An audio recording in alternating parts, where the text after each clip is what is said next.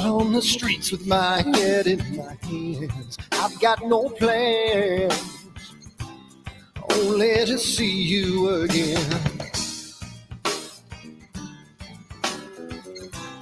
Don't get me wrong, sometimes I like being kicked on the ground. I'm not that strong, but then I come to my senses. Yeah, I'm coming. You can feel my power, and I feel what is real when she feels me. And I feel what is real when she feels me. And I feel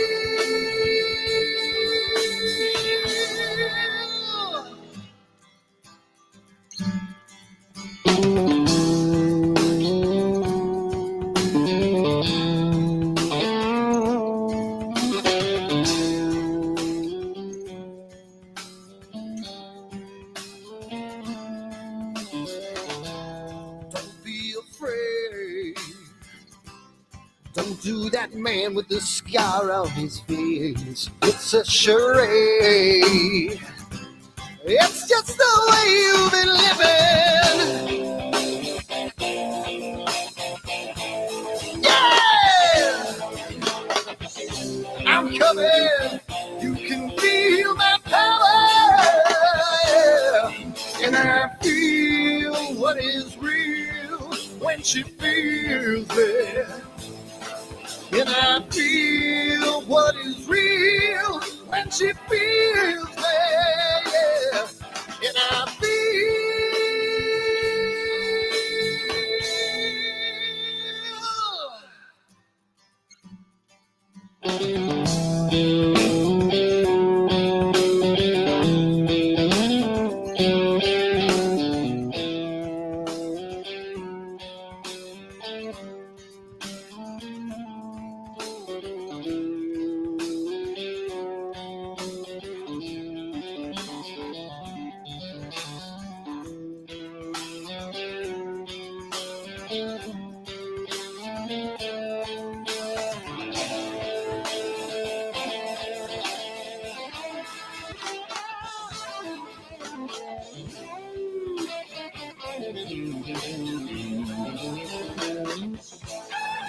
And I feel what is real when she feels me.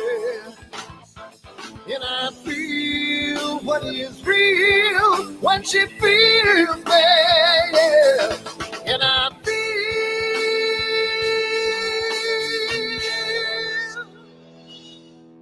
And I feel what is real when she feels me. And I feel what is real when she feels me. Yeah. And I feel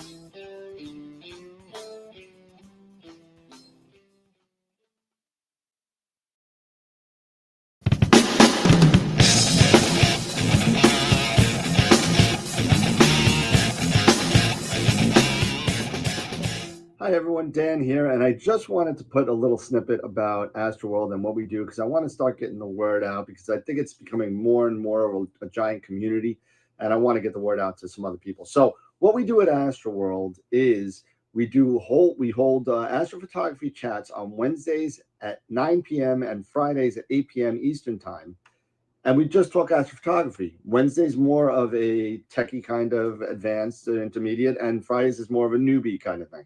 So if you want to check us out, and if you want to, hang out with some semi-decent people that like to go off the rails a little bit and have fun while they're doing it, come check us out at astroworldweb.com, and you can check out the schedule, and you can sign up for all the free giveaways that we do. We just gave away an Eagle 4 Pro, an Optolong filter kit, Charles Brackenstein's books, and a whole bunch of other stuff. So come to astroworldweb.com, hang out with us, have a good time, and as always, remember to keep imaging, keep educating, and clear skies. And I'll see you soon. Bye-bye.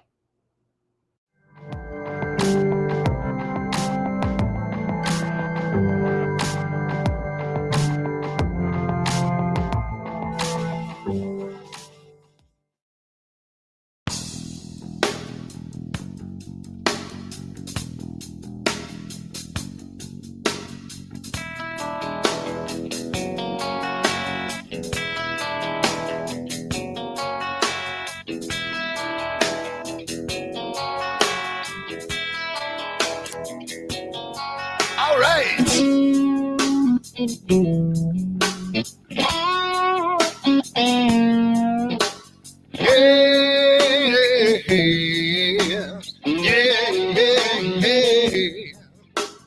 Where did my color go? Got your head in the sand. You can't be in control using a powerful hand. I wanna be you, I wanna see you. Don't taste the kisses of hate. Don't try to tell me, don't try to sell me, don't try to say it's too late. You're gonna push me to the edge, back me in a corner, making me stand in your shoes. Push me to the edge, hide a little color, it's black and white and blue. Black and white and blue, yeah. All right.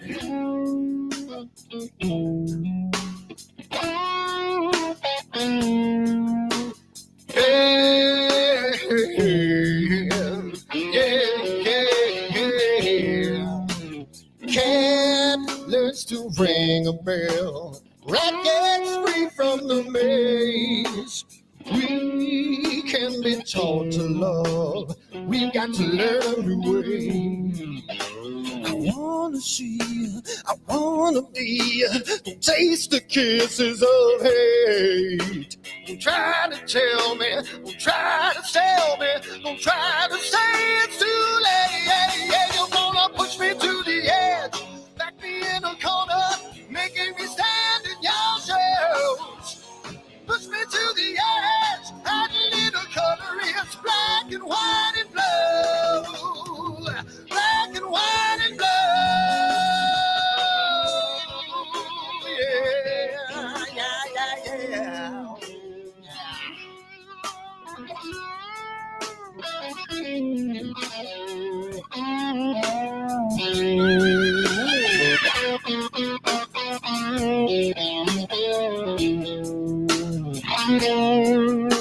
I wanna be, I wanna see, don't taste the kisses of hate. Don't try to tell me, don't try to sell me, don't try to say it's too late. Push me to the edge, back me in a corner, making me stand in your shoes. Push me to the edge, add a little color, it's black and white and blue. Yeah, black and white and blue. You're going black and white on the edge, back me in a corner, making me stand in your shoes. Push me to the edge, add a little color, it's black and white and blue. Black and white and blue.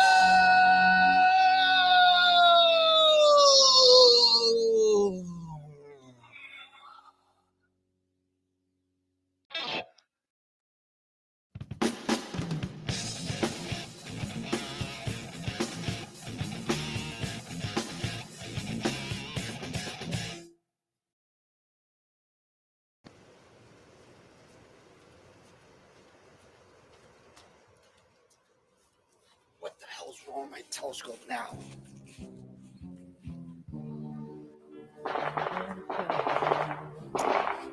Damn, what's wrong with this thing?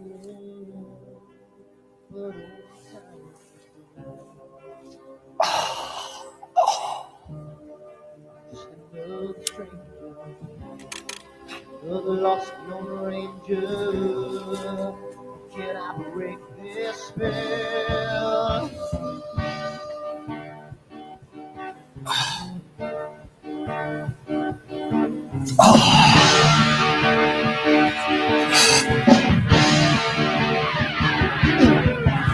Do one thing right, do I make you do things wrong?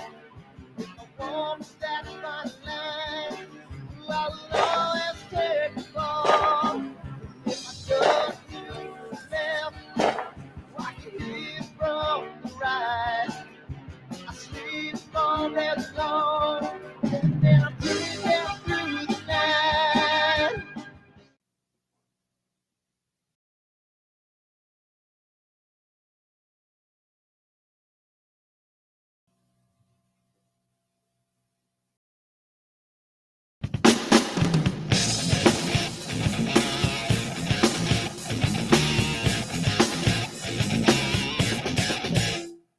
I've seen a lot of bankers, and I've seen a lot of cops. I've seen a lot of lawyers pull out all of the stops.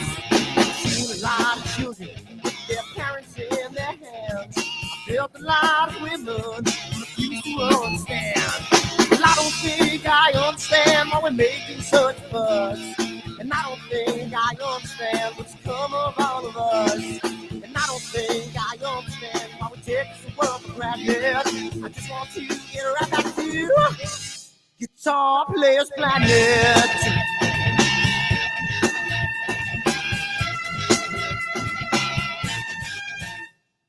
You see it in the papers, you read it every day. The riots and the fires going on in South LA. The muggers and the government, they're all wanting the same thing. They take all your money and whatever else bring. Well, I don't think I understand why we're making such a fuss. And I don't think I understand what's come of all of us. And I don't think I understand why we take this world for granted. I just want to get right back to Guitar Players Planet.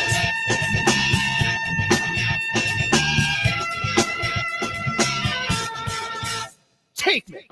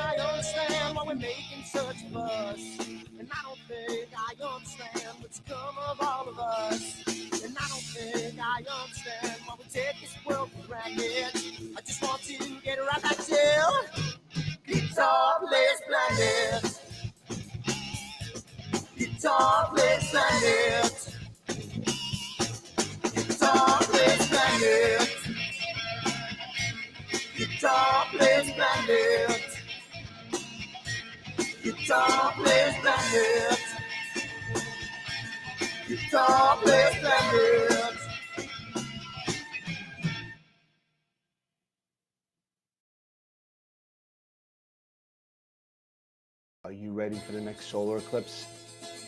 October, annular eclipse. Oh. Don't let your glasses fall off when there's a solar eclipse. You might hurt yourself. Let's try that again. Are you ready for the next solar eclipse? Are you ready for it? October 14th this year is an annular eclipse, followed by April, another total solar eclipse, and you can get your own branded AstroWorld telescope solar glasses made by American Paper Optics today on the website. AstroWorldTelescopes.com, or give me a call, 516-273-3771, and we can get you a set of 4 of these for $9.99. Come on down again, AstroWorldTelescopes.com, and keep imaging as long as you don't have a solar shade on. Keep educating. Thanks, guys. And we'll see you next time.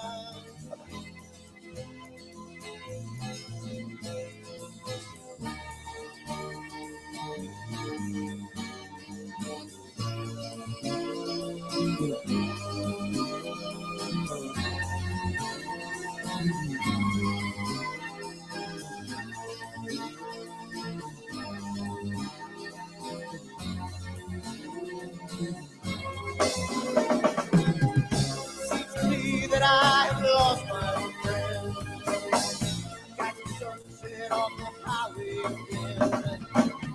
Then I get lost on a long summer day. I must go back before it's too late.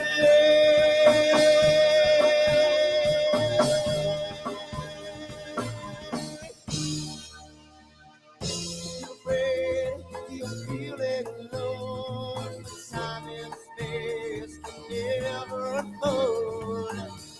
The holidays can ring in your fear. The ghostly embrace can only mean tears. And I've got a new way to choose. I'm gonna start running back for lands of blue. Oh, na na na na na.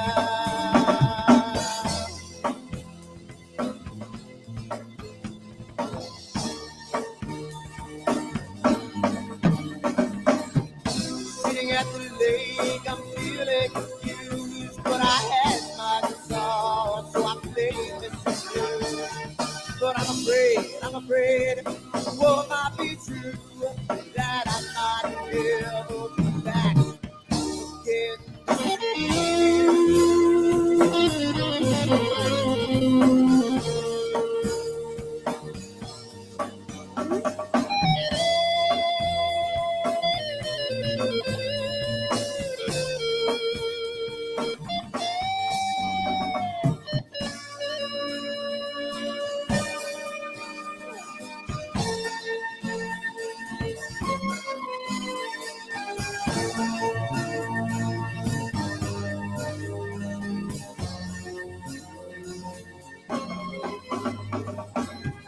Seems to me that I've lost my friend.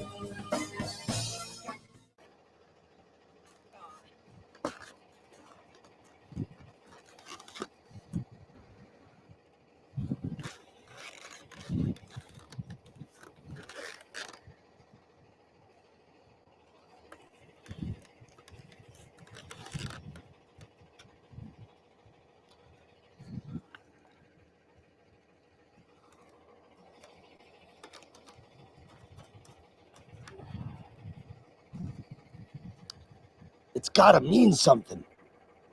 It's gotta.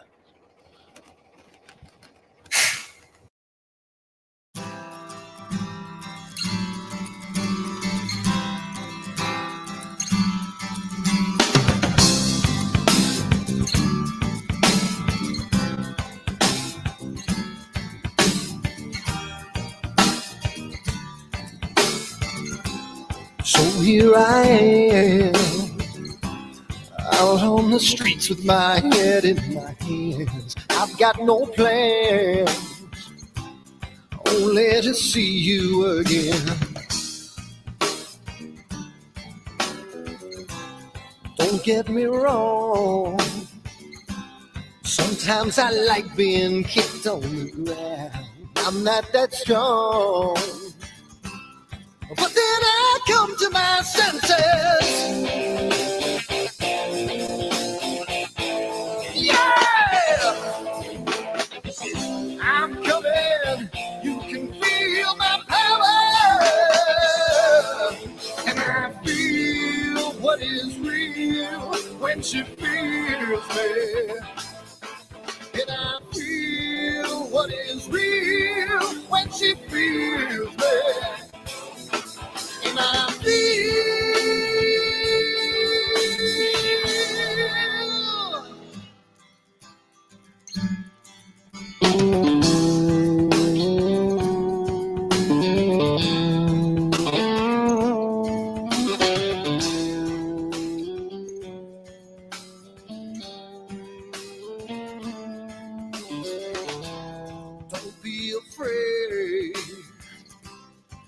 to that man with the scar on his face. It's a charade. It's just the way you've been living. Yeah! I'm coming. You can feel my power. Yeah. And I feel what is real when she feels it.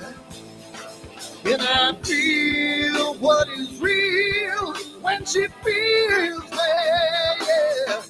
And I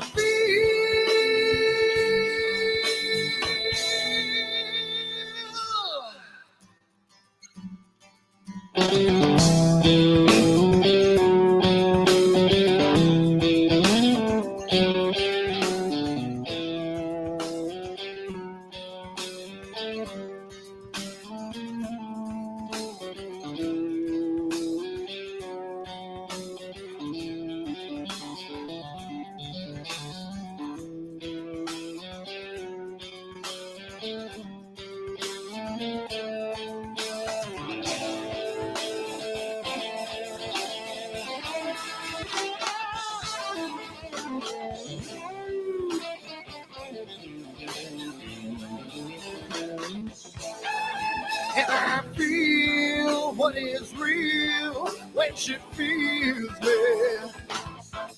And I feel what is real when she feels me. Yeah.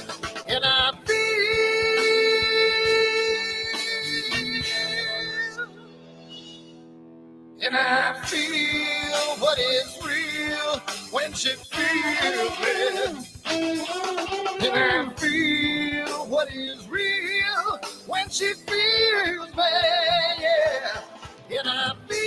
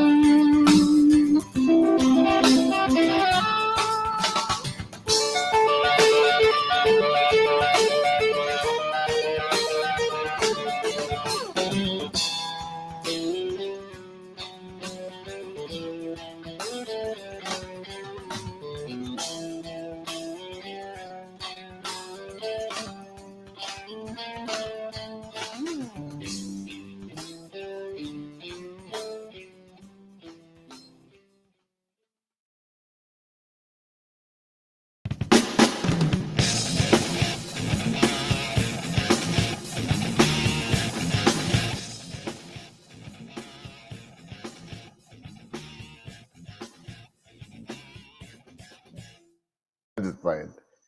And there we go. Now you can see yourself in a second. Well, you'll be able to see yourself in 1 second, Dave. I just got to make one more change, one more last minute change here, and we're doing a little bit on the fly stuff here. So there we go. You should see yourself now, Dave.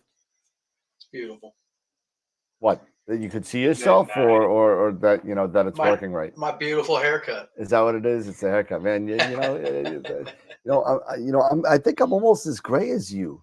Almost. I'm getting close, man. Jeez. All right, let's see. I haven't been able to check out the YouTube page in a while. So let's see. All right, you like that picture? That's that picture that picture on AstroWorld. So thank you for giving that little advertising picture. Got to give you a little oh, shut up, Tyler. Shut up.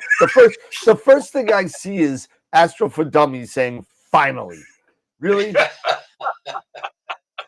There you go. You know it's Friday. It's Friday. Oh my God. They must be having a see you finally. They're about to freaking jerk.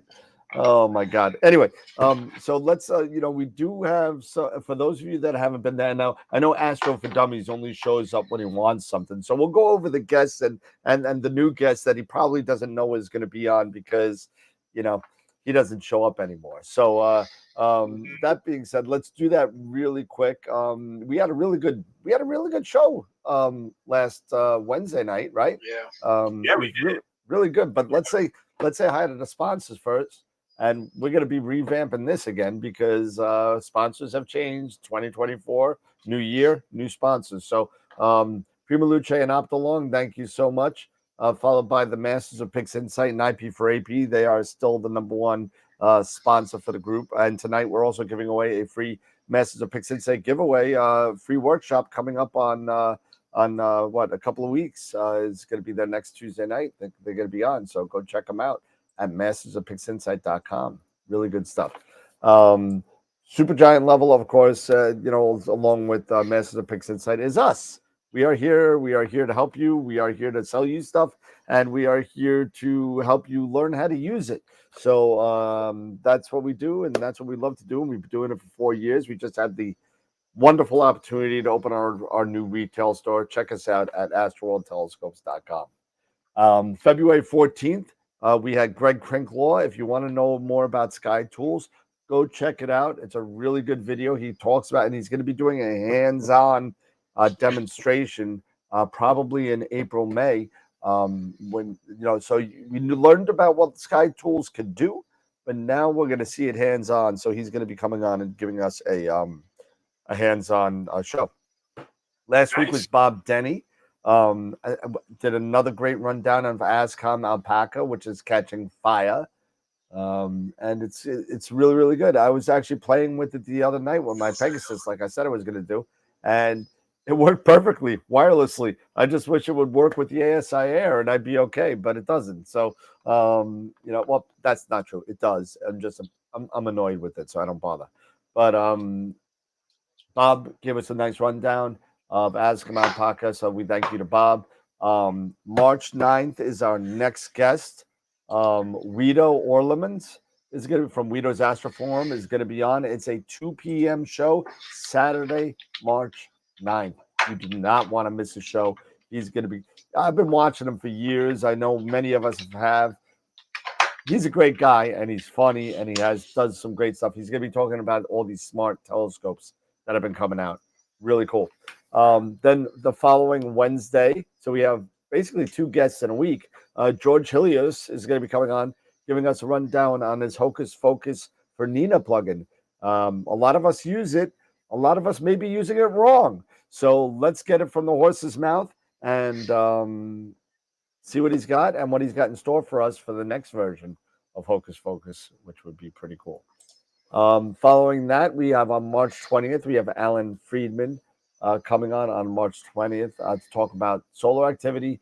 And, of course, the eclipse coming up on April 8th. But don't forget, in the interim, go check us out on all of the social media platforms, Discord, Twitter, Twitch, Instagram, X, all that kind of stuff. So thank you, everybody, for so Tyler, now you know who's coming on. So now you can come and check us out more often because you know what, you're never here. So there you go. And we're back. Oh, geez. That is my 2-minute Tyler jab, and that's it.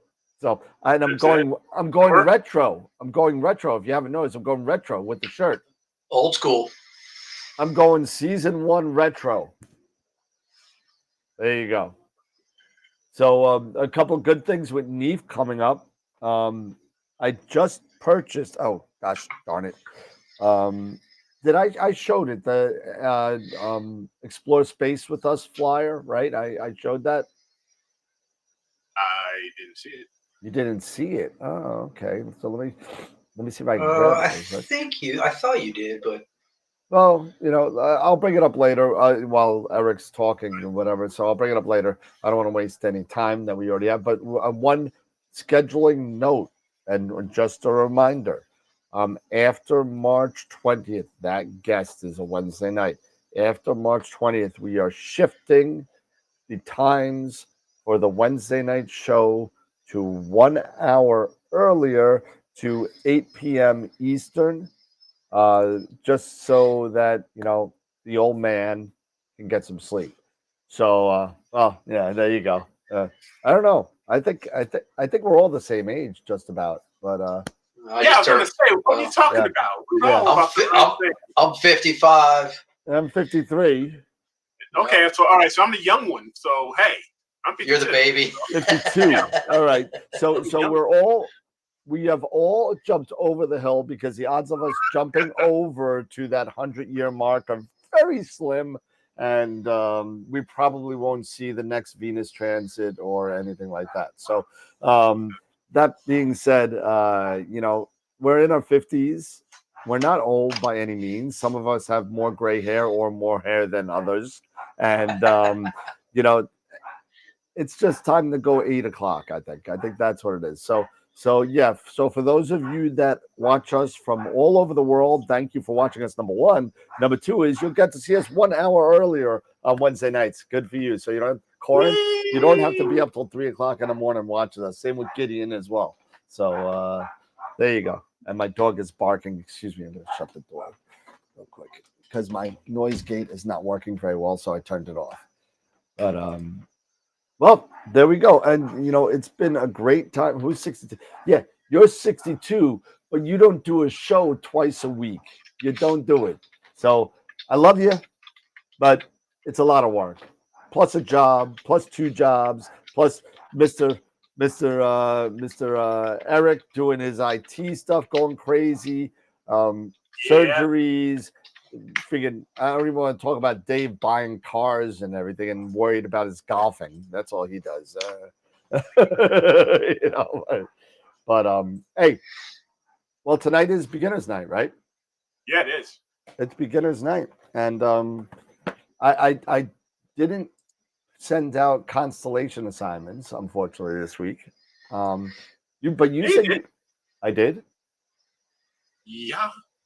Yeah, I thought you did. Yeah, you I didn't do it. So Eric, you're on your own. I got a beginner's question for the field. If anybody can answer this question, the other night I was imaging, and my camera did something a little wonky it's never done before. Ooh, the Altair. I was imaging, and everything was pulling images no problem, but I realized that the cooler was at 100% and it was at minus 30. So I shut it off, started back up, everything. As soon as I hit cooler, and I had my cooler set for minus 10 to take 15 minutes to cool it down. And as soon as I turn it on, it freaking pegs to 100%. Wow. It starts going way past minus 10. So I bought all new cables. I'm going to just put new cables on and see if it was just a cable issue or something like that. It was kind of odd. And I was having all kinds of issues with the Alto and Giotto connecting, and it just, so I bought all new cables for Sounds like you're having a. I spent like $150 worth of cables the other day. So yeah, it sounds like you're having a multi-level issue there on different. It's not everything's connected. I know a lot of people had some issues because with the Alto and Giotto, it's funny. They don't have separate ASCOM drivers, and that's one of the things that people kind of forget. Because when you open up your Alto Giotto, if you click the gears or you click the setup on the SkyX or whatever you do to get into the settings of your Alto or Giotto, the ASCOM screen pops up, and on the left-hand side, there's like a button that nobody pays attention to. One's for the Alto, one's for the Giotto. They're all in the same screen. So you got to make sure that you run that. You got to make sure that they're on the right COM ports in that. So that's one of the things. And you know what? A couple of things that I've been seeing more frequent is if you get a new item, I've been seeing a lot of bad cables coming in. A lot of bad cables coming in from out of the box. Oh well, I bought the new Giotto and hooked it up with the brand new cable in the box. It would not connect. I had to go to my supply stuff, hooked it up with that, and it worked. Whose dog is that? Is that That's me? my damn dog. Oh, I thought that was mine. I'm sorry. I've got the door closed. He's in the other room, and I'm looking at the levels. I'm like, and I'm trying to figure it out, and I'm like, something's not right. But okay, that's okay, no problem. But yeah. So it sounds like you're having a couple of multi-level errors. Could be cables, could be whatever. It could be communication, but could be a thermostat in the camera. I mean, I hope not. I hope not. I mean, hope it was Hey, reading the temperature. you guys have heard about the big recall, though, right? Yeah, what was that? The 2600, 60 to 2600 Yeah. color. Yep. What was the recall for? What was it? It was certain ones that were built like just around this October batch. Yeah, it was like 1 month. It was like 1 month of cameras. 2023. Yeah, it was like people were complaining about there were some imaging issues. I forgot what what's his name put it. Mark Ellis put it in the Discord as well. And that's how I got to it. But it was the 2600 that was having an issue, only for cameras that were made in like what Eric said. I think it was October to November 2023. Yeah. Which it kind of stinks, but at least they're recognizing it. It's going to stink for people to be able to out their cameras, but at least they've recognized it. They've made this recall, and they're going to take care of the issue, whatever these imaging problems they've been having with this batch from October and November of 2023. So. Yeah, I can't find the list that he had, but there was something wrong with the 2600. Yeah, there was something up with the 2600. I mean, in Facebook they made ZWO made a post on Facebook. And if I can find it here, I'll let you know. I you know what the funny, and I'm sorry, since Tyler's out there, I'm gonna say something right now. ZWO apparently just came out with a 585 MC Pro, right? Yeah, I saw that. Right? They just came out with an MC5, and I said something in the Discord chat. So if you're not in the Discord chat, go check it out. But I'm sorry, but you know what? Player One's been doing it for 3 years. Here's one. There you go. The Uranus C Pro right here.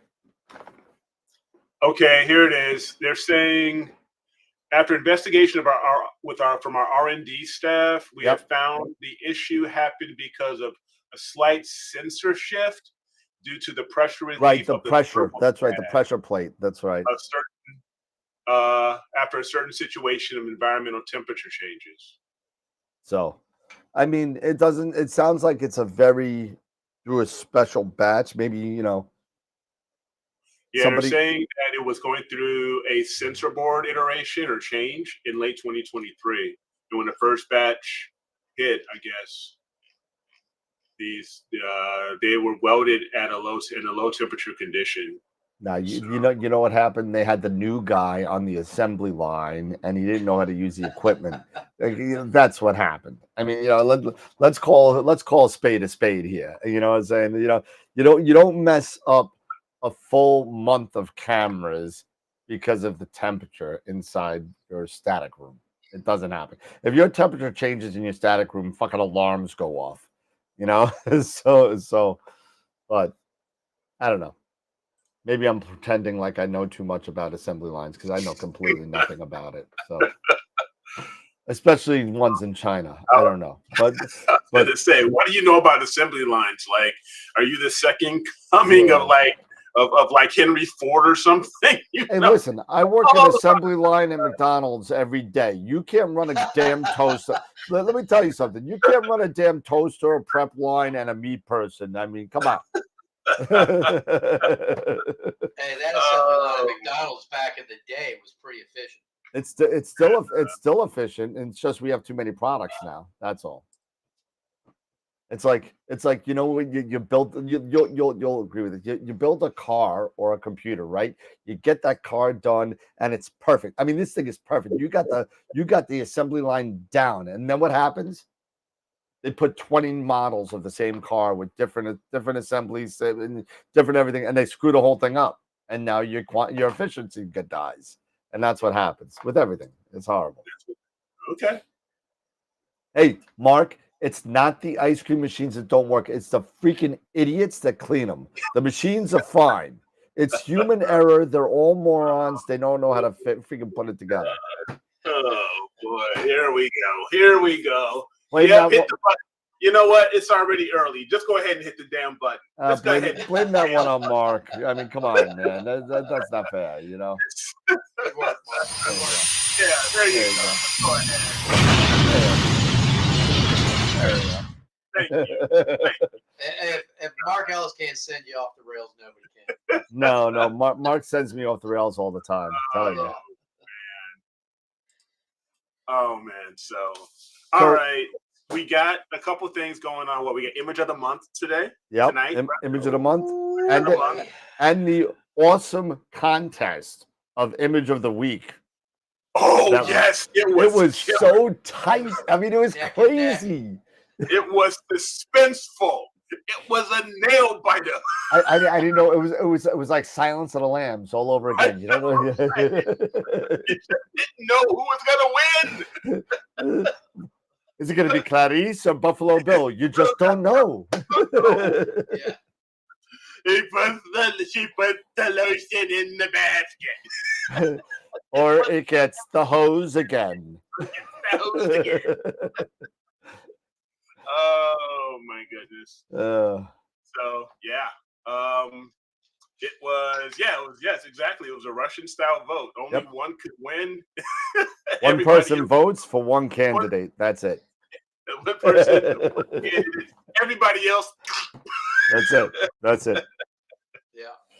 Oh, but we won't get into politics, okay, guys? Come on, let's get on. Let's exit that. That's a train I don't want to get on. But you know, so we did that a couple times and it failed miserably. So okay, fine. All right, fine.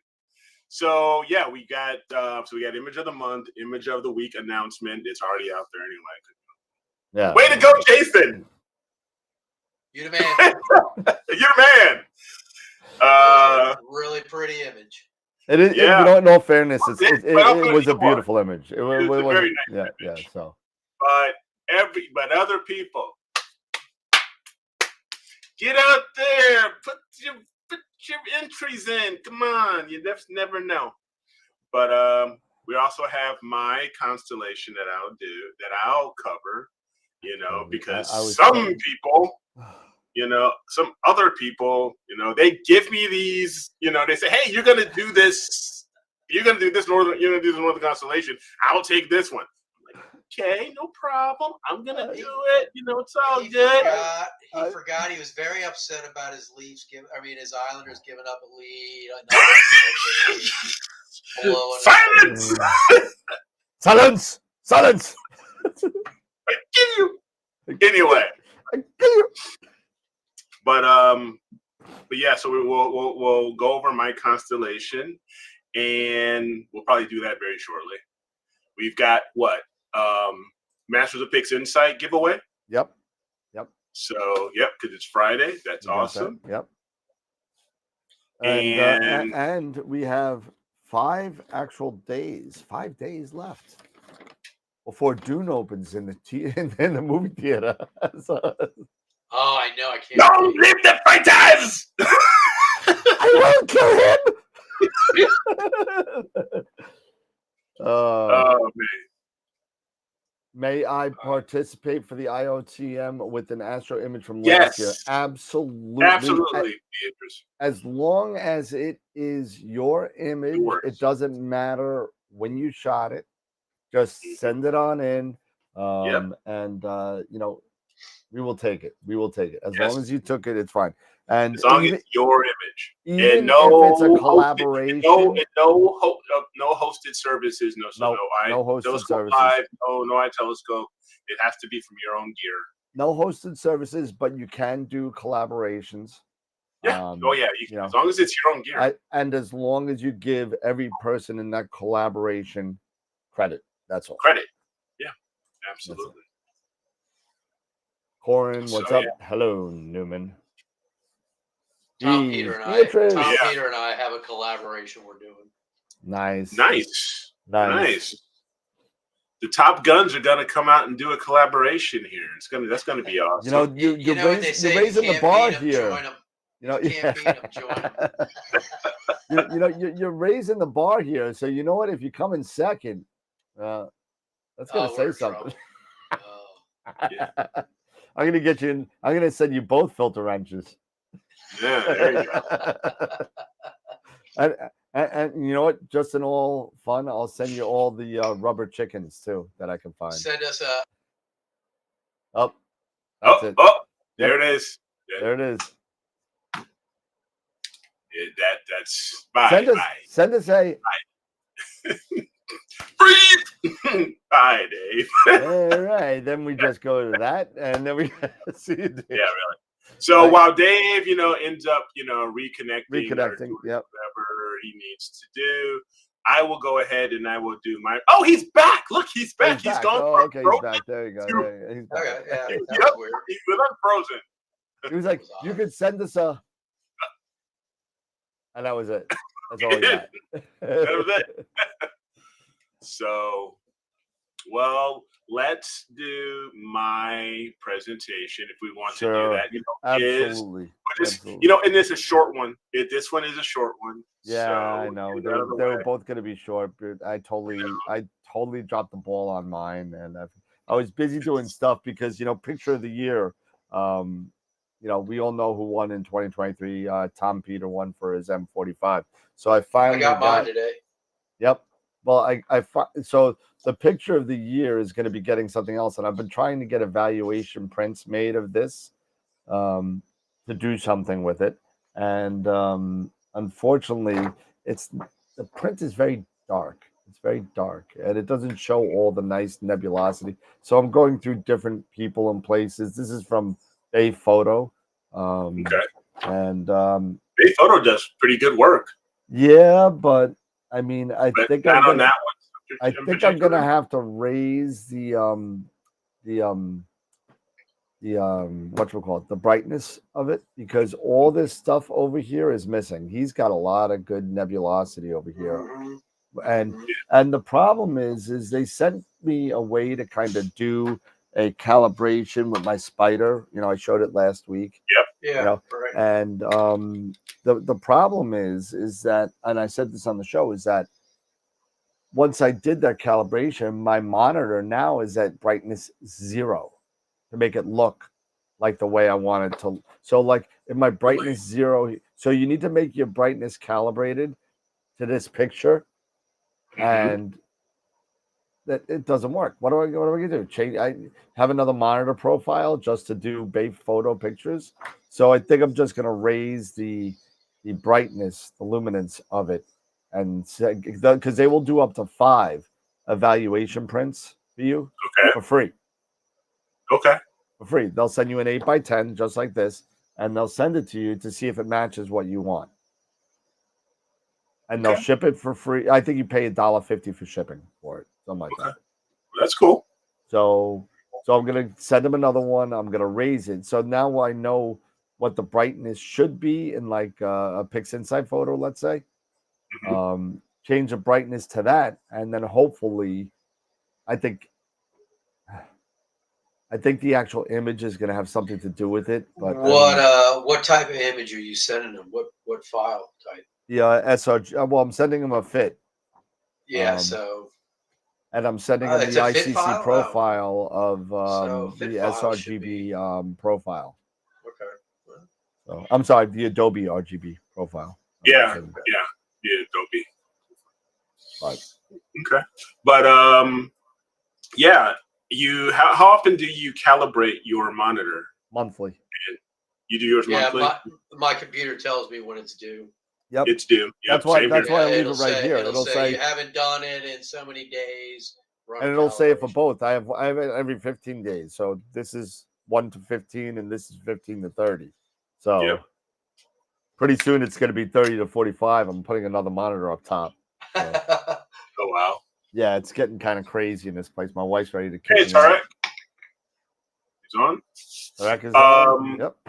So yeah, go for it. So we had so we talked a little bit about the ZWO recall news. Yep. And a little bit of slightly related astrophotography news. I don't know, especially with everyone, if you guys use Blur Exterminator, taking advantage of artificial intelligence, and you're utilizing NVIDIA GPUs when you're doing this. I don't know if you guys have heard that NVIDIA, because of their work with artificial intelligence programs and applications, they are now the third largest valuated company in the world, behind Microsoft and Apple. And guess when I bought their stock? I bought their stock 2 years ago. Good for you. Good for you. And that and AMD. AMD came through last year. Right? I bought AMD stock at $62 a share last year. And it's up to 170 now. So it's just too bad the AMD GPUs can't do what the NVIDIA do. Yeah. Well, that's why I bought NVIDIA, to kind of do both. I'll tell you what, I'm so glad I got mine and switched it over. God, it takes no, I you know what? I kept one in one brokerage account and one in the other brokerage account. So I was talking to a friend of mine, and I was telling them, this news about NVIDIA's success with their, chips, and how they are, how they work with artificial intelligence, how it relates to astrophotography, and explaining to him that there are programs that I use that utilize artificial intelligence to improve our images, through deconvolution. And if you own an NVIDIA card with these GPUs that are basically built or designed to work with artificial intelligence applications, that Blur Exterminator will run like what, a minute, 2 minutes, if that, whereas mine takes 17 to 30 seconds, depending on. Yeah, exactly. Whereas my AMD chip, it could take like 5 to 10, between 5 to 7 minutes, pending. It takes much longer. So if it maxes out that AMD, where if you go in your task manager, you watch the GPU when it's doing it, doesn't even max it out. Yep. I mean, it goes up, but it's not totally maxed out and takes no time. It's like, wow. Yeah, it's because of the CUDA cores, Gideon, and the CUDA cores are NVIDIA's. Yep. Those are NVIDIA's cores. So unlike mine, in my AMD, I can't, my GPU cannot match an NVIDIA with the CUDA cores. No, that's why I bought the 4080. I bought the 4080 in mine. Yeah. And I mean, that thing smokes, but you'd be surprised. I did a test about 2 years ago, because remember when it was about 4 years ago, maybe it was before COVID. And remember when the Dark Archon stuff started coming out? Yeah, right. Easy decon, easy everything, and he's the one that ended up figuring out that you could use these things called CUDA cores to help speed up, or actually take the pressure off of. He wasn't looking to speed things up. He was trying to take pressure off of the CPU and using something else instead of the CPU that's just for a graphical interface to help you process. And it was amazing that what he was able to do this. And he should have copywrote it or something. He'd be a millionaire. But the whole thing is that if you have, just because you have a 16 gig or an 8 gig or a 4 gig, right? It doesn't matter. It matters how many CUDA cores that you have in your processor that's on your video card, right? So that's the whole thing. And you will be surprised that I had a 1030, NVIDIA 1030 original card, right? And then I bought the 4080. The 1030 was still about 45 seconds. And that's a cheap card now. That's a couple $100. That's a, you know, it's a many generations old. So it's a 1 series. So it's many generations. But even if you can find an old NVIDIA card that fits your socket type, get it. Get it. You don't have to spend $1,500 on a 4080. Yeah, no, I think that's what I ended up getting was like a 1080 or 2080. Is it 2080? 2080. Yep. That's I think 2080 is what I got. So that's even old, you know, but it works great. 1030 maybe. 1030. Yeah. So what do you call it? You know, I read an article saying that the AMD GPUs, like the Radeon and stuff like that, they actually do have a type of core that's similar to the CUDA cores. They just don't work the way the NVIDIA ones. They just don't. Whether AMD figures out a way to make that work, that's on them. I don't know. It's a different architecture than Intel, but I mean, it's just the whole. It doesn't. It's not. You can't use that in the way that we need to use it. You know what I mean? So CUDA cores with the TensorFlow DLLs and all the stuff that you got to kind of load in there to make it work. Right. That unfortunately doesn't translate to CPUs as, you know, the way we need it to work. And I don't know the whole background of that. I don't know the programming of that, but you know, that's my understanding of it.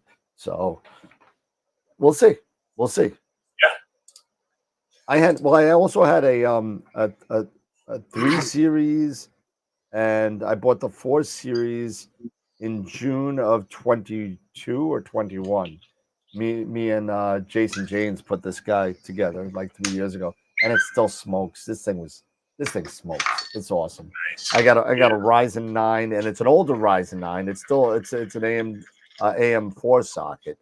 So it's an older Ryzen, but it still smokes. I mean, I already got a new case ready to go. I'm already buying parts for my next project. So, so I'm going to probably go to the AM5 socket, not the AM5 mount, the AM5 socket from Ryzen from AMD, and we'll go from there because there's a lot of cool motherboards out there now. I could put 4 M2 drives on board the motherboard.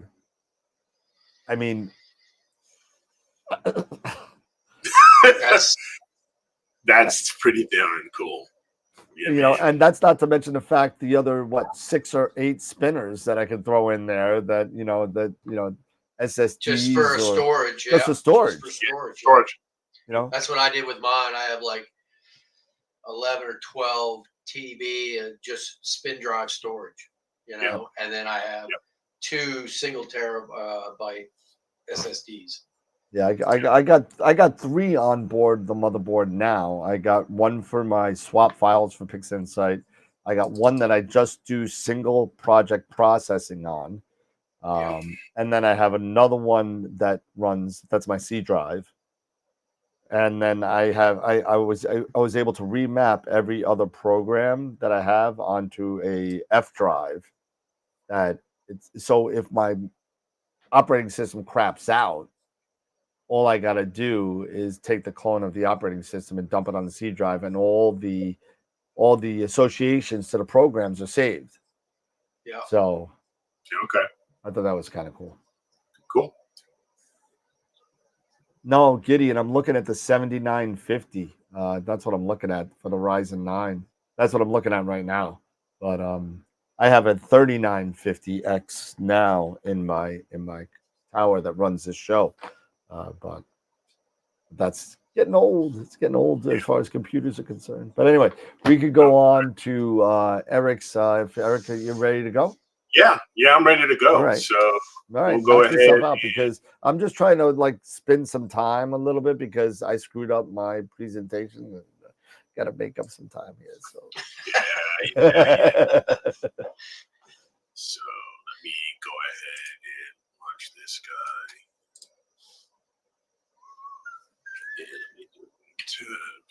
Somebody was whistling Green Acres theme song the other day. Oh God! I was like, oh my God, really, Eddie Albert? Come on.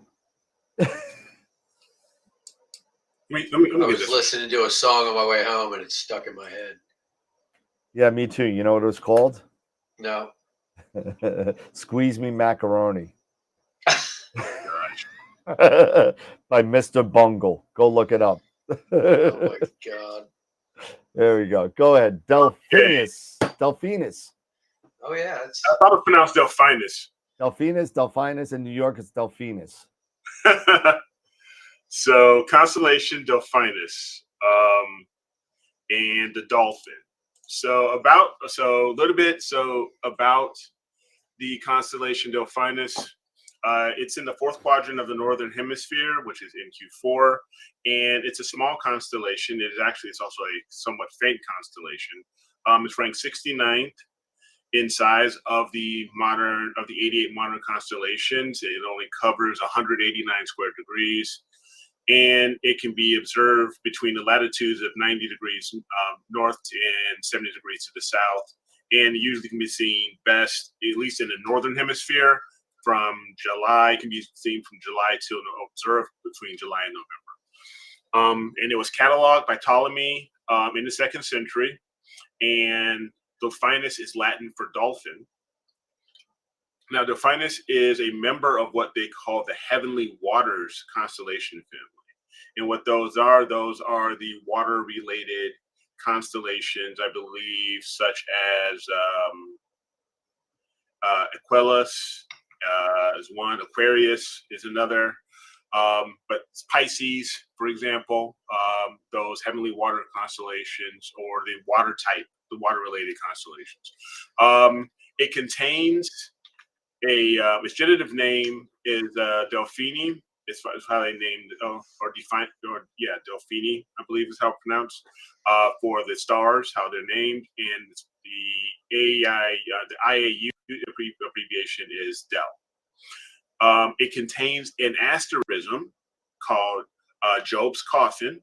It's a diamond-shaped asterism, and that contains the brightest stars within this constellation of Alpha, Beta, Gamma, and Delta Delphini. And the asterism represents the body of the dolphin. And this asterism is best observed in the summer. And it's 12 degrees east of Alpha Aquilae, which is known as Altair, which is the bottom vertex of the summer triangle. There are 5 named constellations. The brightest is Beta Delphini, which is named Rotanev with a magnitude of 3.6. There are no Messier objects or meteor showers associated, but with the constellation, but there are 5 stars with known exoplanets.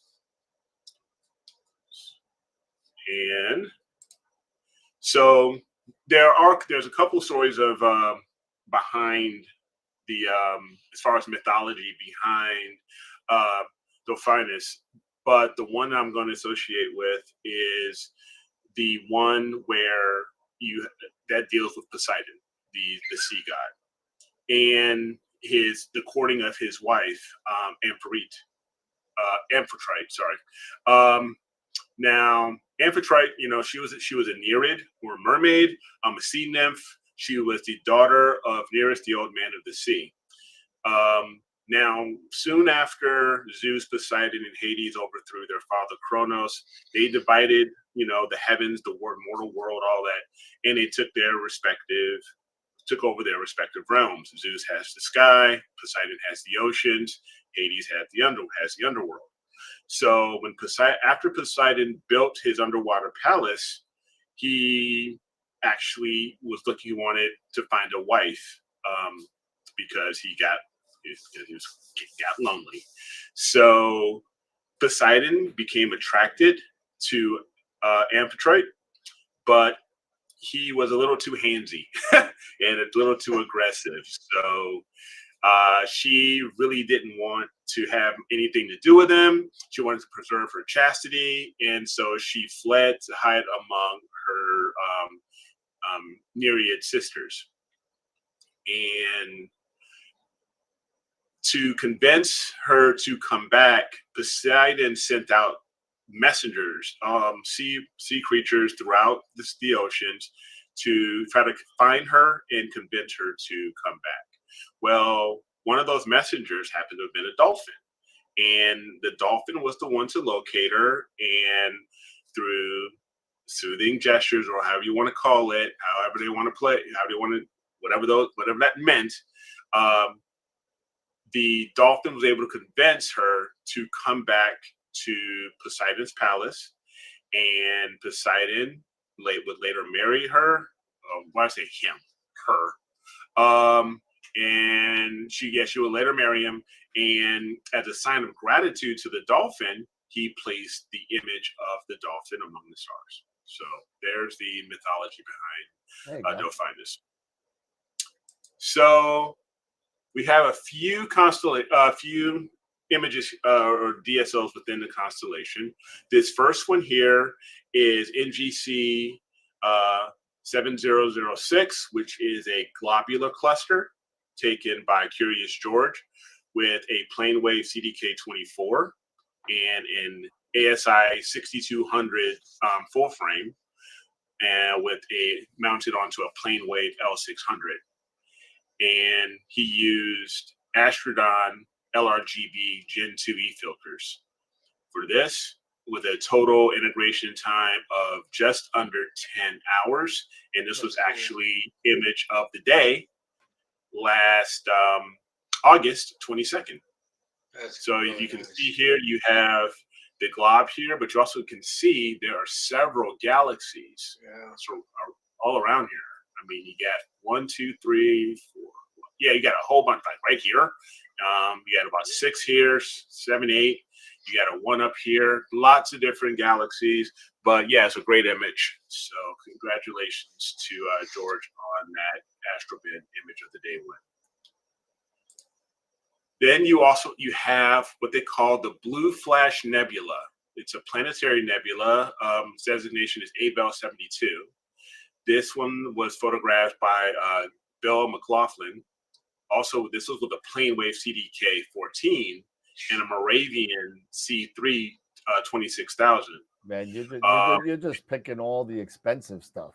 Oh my God! I know, right? Mark Ellis can get this stuff. Yeah, there you go. Mark Ellis. It's a project for you, Mark Ellis. There you go. But yeah, some of this stuff you've got to go pretty deep within Delphinus to find some of these objects. But so you need some reach. But this was on. He did this.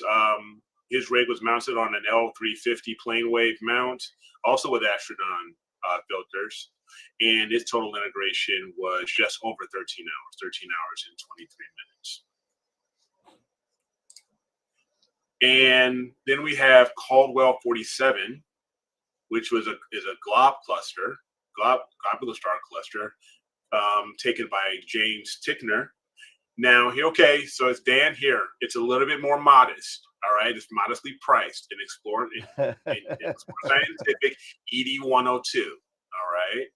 Something more my speed as far as my budget, with a Rising Cam G3 6300, and this was on a Skywatcher EQ5, and he used SV Boni RGB filters, and 20 per filter, 20 60-second frames per filter, so a total of 1 hour. So that is it. That there's the constellation Delphinus, and like I say, not a lot in there, but still cool nonetheless. All right. Cool. So let me get it here, and There you go. All right. Cool. All right, cool. Yeah, I don't even know what constellation I had, to be honest with you. I'll just do it next week. I apologize about that. That's my fault. I was working like a dog all week, and there's no excuse. I know I screwed up. I'm sorry.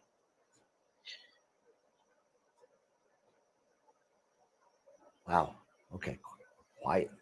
And cut. And that's the end of the show, everybody. Yeah, that's it. That's all it is. That's all there is to it. So Gideon loves giving. You know what? Gideon loves giving me all kinds of crap. You know that. That's okay. It's okay. Hey, it's all good. It's all good. But but it's all right. It's all good. You know what? In all I'm fairness, not. You know what? I haven't spoken. I haven't. I am Catholic. But I haven't taken. I don't remember half my Latin. Oh my God, Eric. All right. So you and I are not old enough still to remember Latin at Mass. So they didn't do Latin at Mass when I was a kid, and I was an altar boy. No, but I did. But where so was I went to high school, one of my classes was Latin. Yeah, I took Latin 1 year and went, "This is worthless. I'm not doing it." So Eric, I got your back on this one, and I'm sorry, George. Gideon. I'm sorry. So I just got to bring this up. So I'm going to show this up real quick. So Delphinus, right, can be pronounced two ways, according to the lovely, wonderful, and accurate page of Wikipedia. So it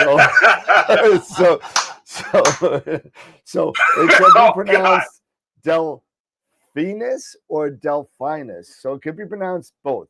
And if you're in New York, it's Delphinius.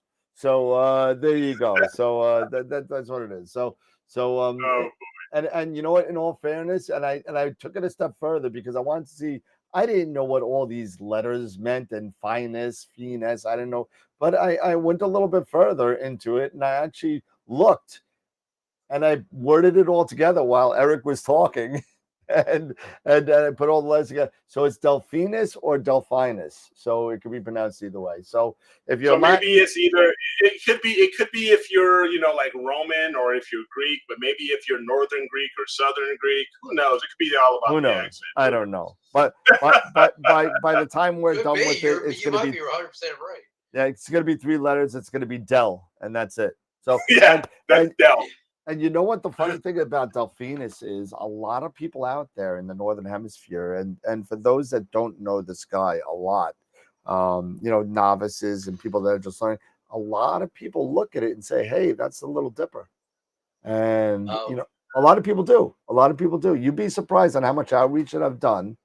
And I would point at it. Does anybody know what that is? And 9 times out of 10, people will say the Little Dipper.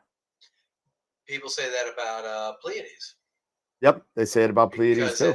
Let's call it Flipper. It looks like the Big Dipper looks really tiny, and they're like, "Oh, there's the Little Dipper." I was like, "No, that's not the Little Dipper. That's the little brother. That's the dolphin of the Little Dipper. This is this jumped out Flipper, of the Little Dipper. Hey, Flipper was friggin' smart, man. That was the smartest freaking dolphin I have ever seen, and it's a shame that dolphin probably ended up in a Starkiss commercial, and back in the 70s. But you had Snowflake. How many lives did Flipper save? I mean, come on. Almost as much as Lassie did. Oh yeah, they're pretty similar. Yeah, right. Very similar. Very similar. Yeah. All I know is that my Uncle Olaf from Uncle Olaf from Welcome Back, Kotter saved my life. So jeez. But hey, I date myself. So good. No, seriously, great. Another great, presentation on Delphinus, Delphinus, whatever we want to call it. It's fine. Delphinus. What? Whatever. Del. I'm just gonna call it Del. I'm just gonna call it Del. Call it the dolphin. The dolphin. There you go. There it is. See, I can't mispronounce dolphin. I think I'm okay with that one. I'm okay there. But listen, I apologize about me dropping the ball on mine. I promise you, I will have one on Friday night. Next Friday? Yeah, next Friday. I'll do it. You know what? Yeah. I'll do one on Wednesday and one on Friday. Yeah, I mean, it's also, how do you pronounce aluminum? Because in the States we pronounce it aluminum, but across aluminium. The Atlantic, aluminium or what have you. I can't. Yeah, aluminium. So potato. Yeah. Or tomato. Yeah. Ossifer. Let's call the whole thing off. The lovely mispronunciation of Ossifer. Ossifer, yeah. Ossifer. Or Axe. Yeah. Axe. I asked him. Let me ask you a question. Let me ask him. Let me ask him. I'm going to kill him right now. Kill the person? I'm going to kill him right now. Or Malot 15. What? Merlot. Merlot. Oh, jeez. Hey, you know what? Nobody's perfect, and I think that's one of the attraction to the show is that we may mispronounce stuff and we may say stuff that's really off the rails and kind of whatever. You guys and girls, you love hanging out with us, and that's we love hanging out with you guys, and that's what the whole thing is. And we can have fun at our own expense. We don't get angry about it. We have fun with it. It's fine. Exactly. I'll roll with it. I'm here for a good time, not a long time. So. I mean, as long as they're not hanging out with Wednesday nights are serious. Wednesday nights are serious. You get the guest on. You're listening to actually serious stuff. Somebody, an expert that knows what he's talking about. Friday nights, fun and games. Well, fun and games, but to the point that we hopefully get those little. Oh yeah. Friday nights, you get those little pearls that kind of just come out. Exactly. But you know what? Speaking of little pearls and all of that stuff, you all know it's 1 week away from the unofficial start of Galaxy season. Yeah. Yep. Oh yeah. Well, I've already started Galaxy. For those, springtime is Galaxy season time. So yes, for you all who are thinking of, hey, I want an image of Galaxy, what do I need? What do I need as far as the right rig, things like that. The big thing is to get these galaxies because they are so far away, unlike maybe Andromeda, and stuff like that. But this time of year, you're not going to get Andromeda or Triangle. But you're not going to get Andromeda this time of year. You're going to get Andromeda later, usually like June, in the fall. July, August, Yeah, things like that, maybe later in the year. But this is the time that the arm of the Milky Way that is usually blocking the Earth, and that's where we get all of our nebula, where we see all of our nebula, within the Milky Way. It's the Earth's rotation is away, I believe, from that arm.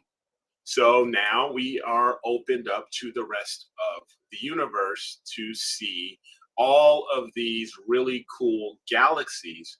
And one of the key things for me to have these galaxies is a scope with long focal length. Now, if you can't have a scope that has long focal length, you may consider maybe a Barlow or maybe like a StarMate, depending on the telescope that you might have. You may need to go 2 times Barlow, maybe even I've seen people get really nice galaxy shots with a StarMate that's 4 times power, 4 times the magnification. So you definitely want to get a long focal length to capture these very distant objects. And some of the more prevalent objects right now, you can find them in the constellation of Leo. Yep. Virgo is a big one. Virgo, you have Markarian's chain, which, you have the entire Virgo galaxy cluster. I don't know how many galaxies are in that cluster, but it's an insane number. I mean, but within there, you also have within the Virgo galaxy cluster or Markarian's chain, I believe you have the 2 galaxies that are known as the eyes. Like your actual eyes. The eyes. I've seen that. Yeah, the eyes. So you can still get M51. Of course, you can still get M81, which is Bode's galaxy. Yep. Which you can usually, especially here in the northern hemisphere, you can practically get that practically year round. You're that almost, and almost. MH2. When it comes swinging around Correct. the south part of the Polaris, when it comes around the other side where Cassiopeia is really high. They face each other. So you got the Big Dipper, you got Polaris, and then you got Cassiopeia. Cassiopeia is high in New York, at least, and even Chicago as well, because you are very similar in latitude. The Big Dipper can be just hovering above the horizon. So I mean, it just literally skims, even though it's circumpolar to us. Some of it disappears. That arm, that little, the 3 stars that create the arm, that will go under the horizon in certain times of the year. Yeah, for sure. Yep. There's not a lot of the nebula out that you can see during galaxy season because of the way the Earth is positioned. So those short focal length telescopes that you would usually get a much wider shot, much wider field of view, you may not get a lot of magnification depending on your rig, your camera, things like that. You could definitely go after Markarian's chain. Markarian's chain, you could use with maybe and fit that quite nicely with maybe a 70 or an 80 millimeter, telescope, stuff that type. But if you have longer focal length, like plane waves, Ritchie Creations, in all fairness, Schmidt SCTs. You don't need SCTs. You could do SCTs. You could do as long as you do SCTs. I was just saying anything over, ideally anything maybe 1,000 or more. I would say more pretty much, yeah. 1,500. I'd probably go. Yeah, 1,500. Really, you want some of those smaller ones. If you're doing M51 or M101, those.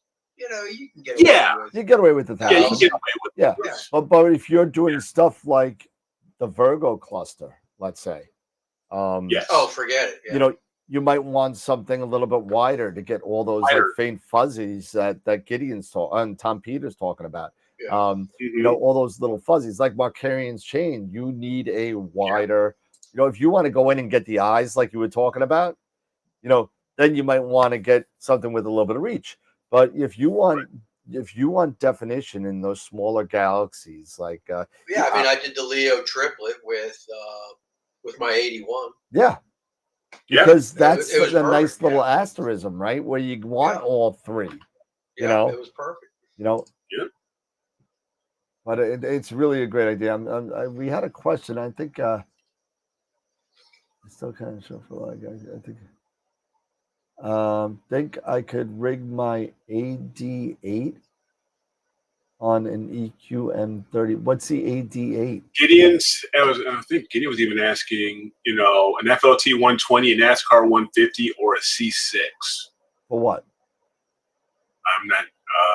Maybe for galaxies. For galaxies, perhaps. I would say as long as you could go, depending on the size of the galaxy. You know what I mean?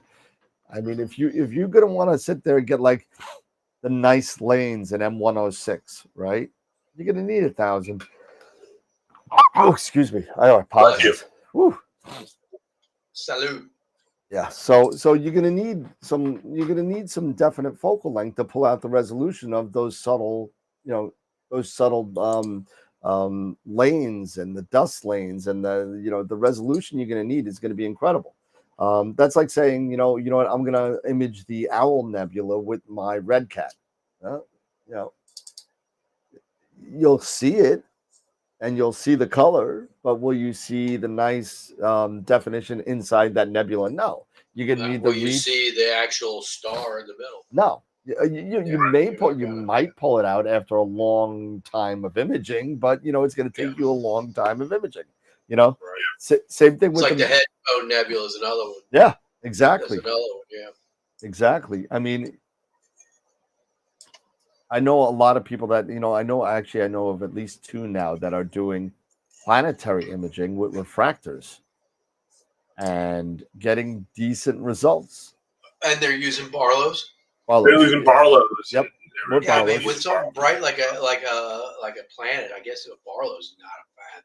It's not going to kill you. No, nope. No.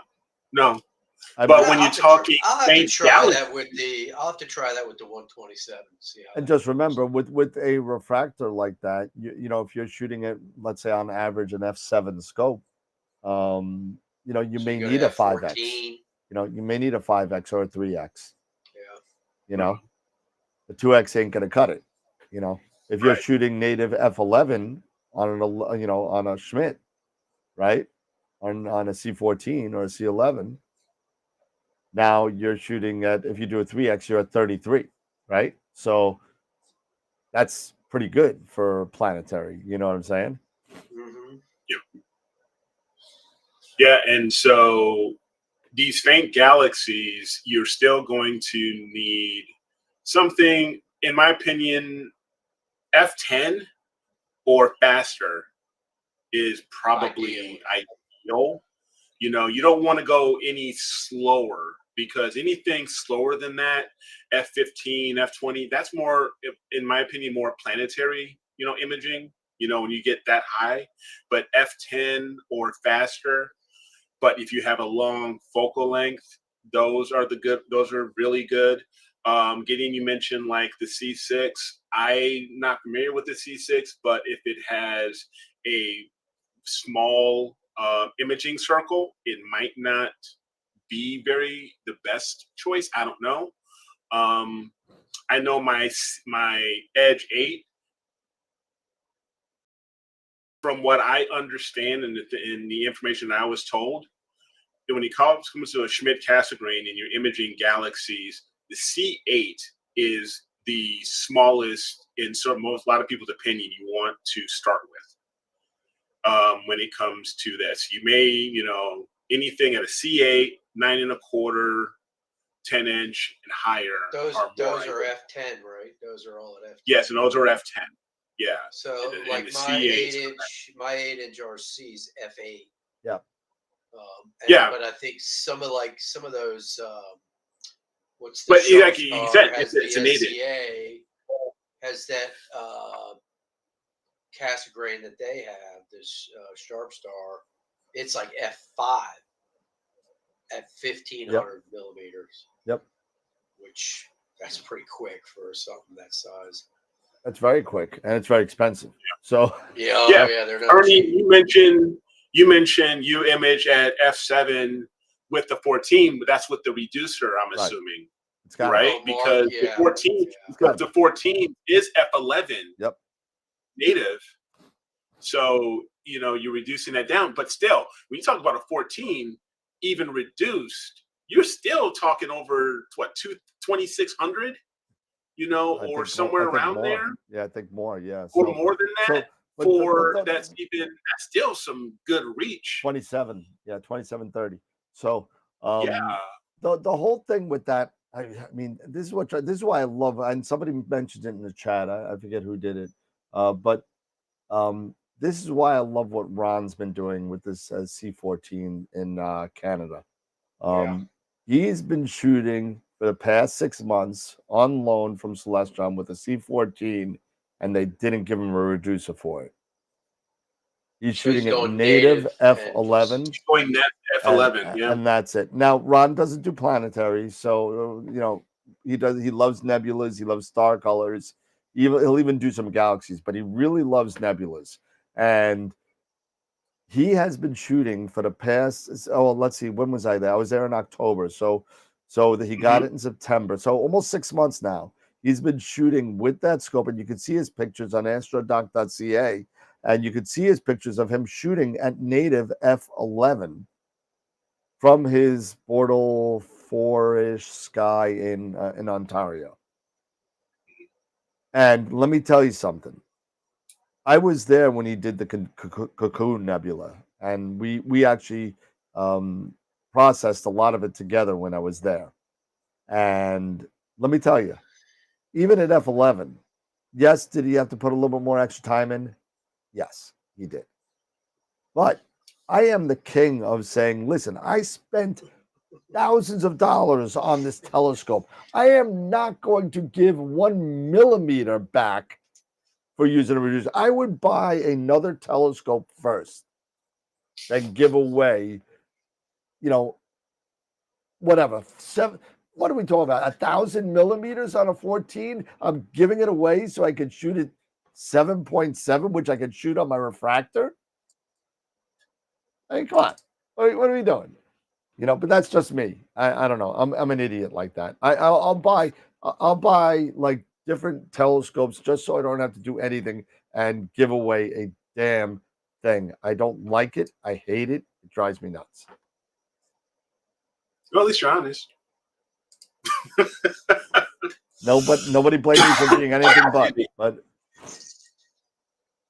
I just can't. I can't do it. I'd rather buy. That's why I have 5 refractors now. I literally have 5 refractors all set up, all have their own cameras, all have everything, and that's it. I'm just not doing it. I got everything from a camera lens, 200 millimeter camera lens, to a Red Cat, to a 400, to a 600, to a 832, to a 927. I don't have anything that breaks 1,000 millimeters. I have nothing. Now, that will change quite soon. For those of you that are wondering, it will change very soon. So I'm probably going to get into the realm of Schmitz yet again. I will not do the RCs. I don't have the time, the patience, nor the inclination to be bothered. I know Schmitz. I started with Schmitz. I'm comfortable with Schmitz. I know collimation. I can do it rather quickly, and that's it. But that's the only situation where I would even maybe slightly consider maybe at 0.8 reducer somewhere. But I was going to say, so Mark Ellis has that CDK 14. Yes, he does. What's the speed of that? Isn't that pretty quick too?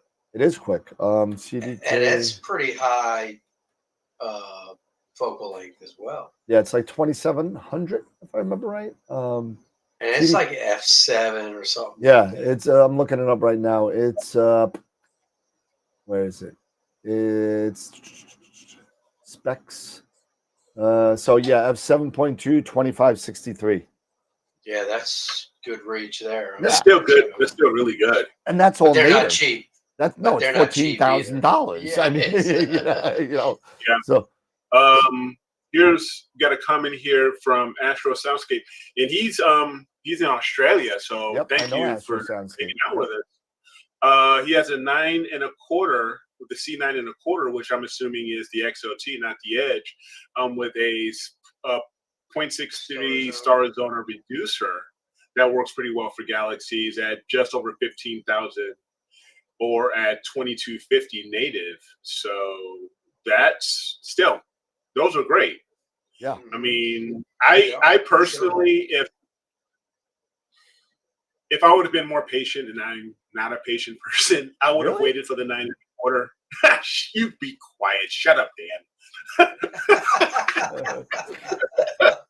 Okay, Eric. Okay. If anybody, you know what? I am. You know what though? I am a patient man. If you watch our video,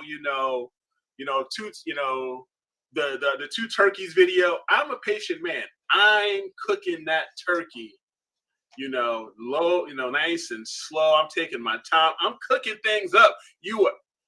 He's going out buying, all of his stuff, getting it all, wherever. Yeah, boom, he you killed him on that Thanksgiving dinner. You all over. Hey, listen, wait till I have my barbecue. Oh, got a barbecue joint nearby? Then you'll see me work at my barbecue. I work my barbecue from 3 days before to about 40 hours after cleaning the crap up. But let me tell you something. I make everything fresh. I make my own wing sauce. I make my own wings.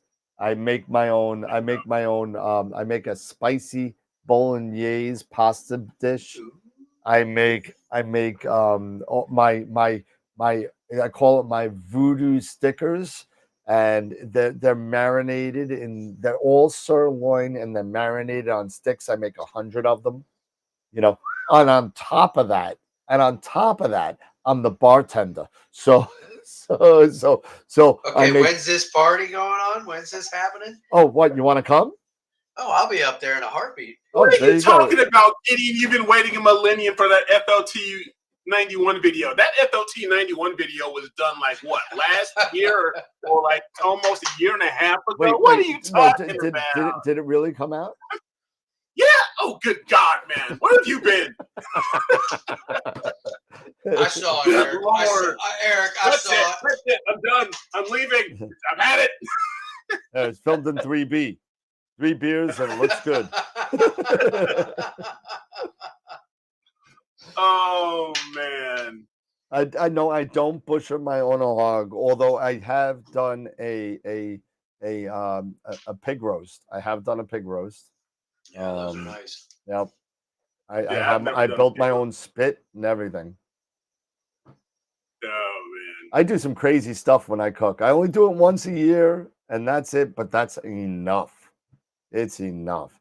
85 to 100 people in my house, in my little dinky house. But anyway, soundscape, yeah.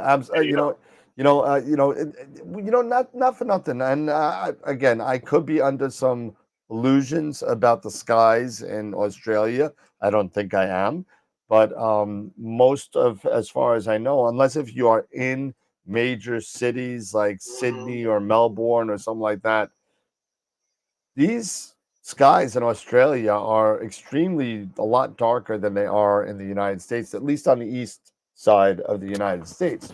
Now, that being said, I mean, I don't know if I'd use a reducer in Melbourne because the skies are, in Australia, because the skies are so much darker and more pristine. Yeah. But again, that's just me never being there. Actually, that's a lie. I have been there, but never imaged there though. I mean, I don't know. I think you get more data in the same amount of time that, like, coming from New York and Bortle 8 point whatever. You got to put a lot of time in. If I put the same time in the Australia skies, I'm gonna have such more greater resolution in the same amount of time there, just because of the Bortle differential. I know that what's his name? Back in here for 1.5 years. Where's that video? Where's the video?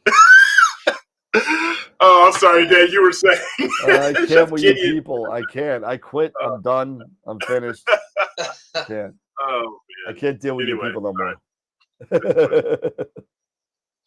No, but you were saying, Dave.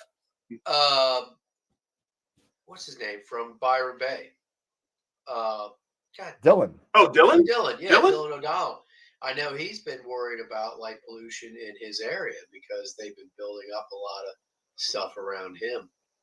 And I know he's been trying to bring awareness to some of those developers to say, hey, what are you doing? What are you doing?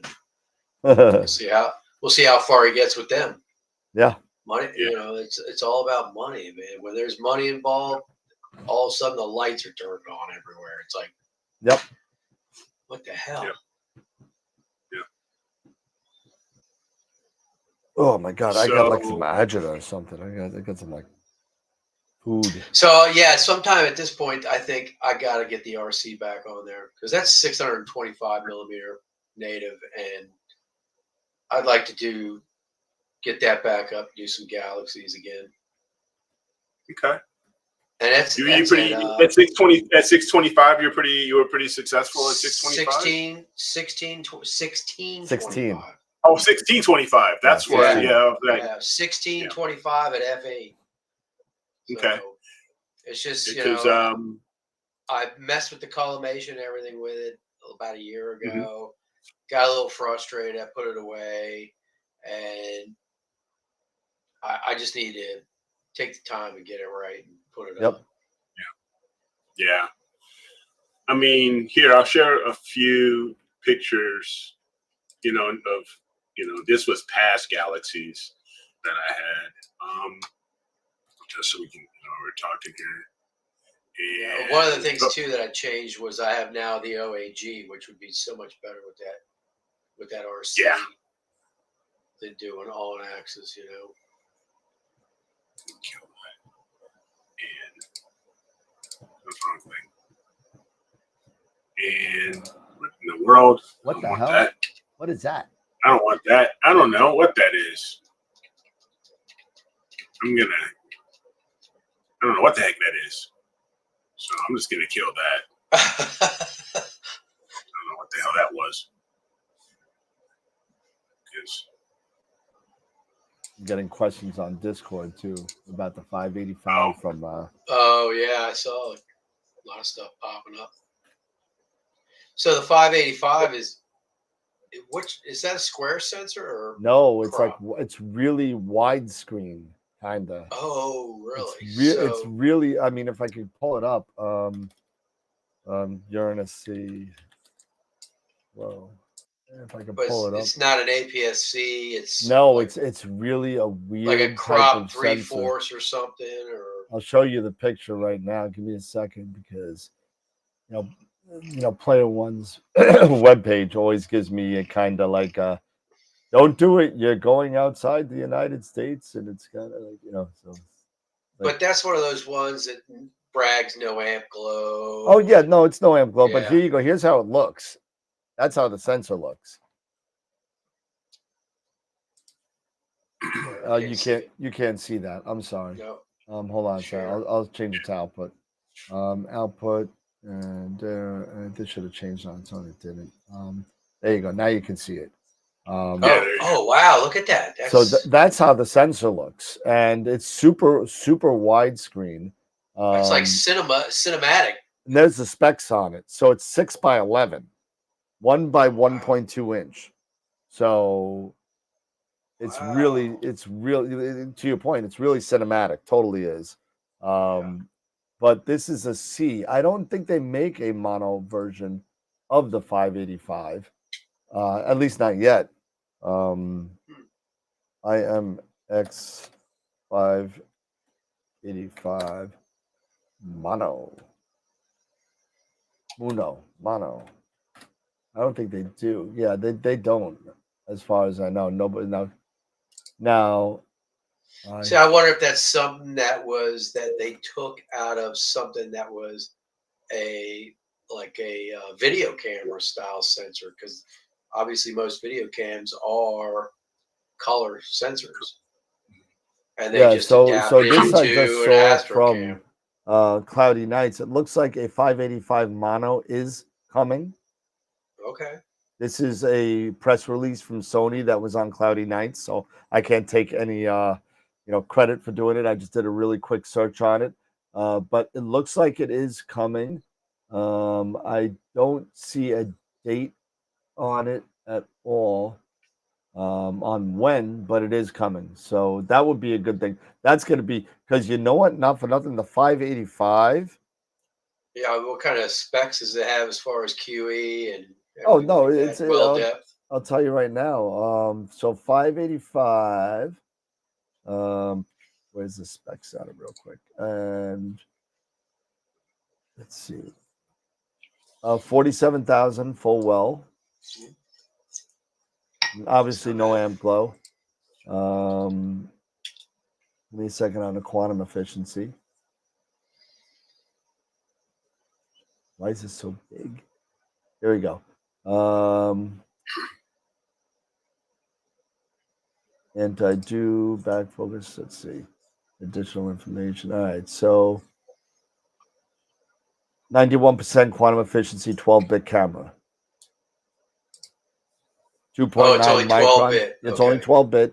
But that's the whole thing with the 585 is to get somewhere in between that, that 16-bit and that high price range, but still have the quantum efficiency that of those high efficient cameras. And you know what? You take a look at it. I mean, what is the What is Holy cow! The Uranus C Pro goes for what? I think $700. No, less. It's like $600. $599. I think it goes for. So that's really good price range for a camera like that. Yeah. So if you go mono, and it's still a 12-bit camera because it's the same chip, right? If you go mono, usually it's about 100 to 150 more. So now you're talking $749 for a 12-bit mono camera. Yeah, that's pretty good.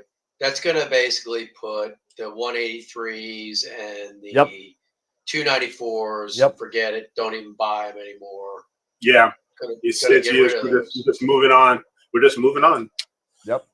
Here's something that Ernie just posted that in Discord. Oh, I saw that. It looked beautiful. You know, and this is, I'm going to share this so for folks who aren't. Yeah. Yeah. Looks great. Come here. Share this. This is. Can you guys see this? Hold on, let me make it bigger so I can see it. Because that's his C14 with the. This is a C4. Right? Yeah, this is a C14 with the reducer, but this is only 21 minutes. Yeah, that's amazing. It is 21 minutes, and you're still getting this kind of detail. This is a testament of not only the optics, but the camera, really.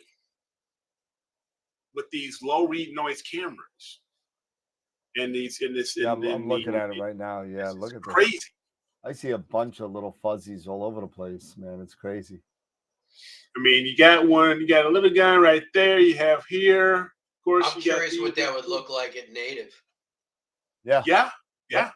Sure. I bet it'd look really good. Yeah, for sure. But it just goes to show, you know, technology and these cameras. So and the edge, those Celestron edges are unbelievable. Yep, they are. They're pretty impressive. Cool. Yeah, absolutely. Yep.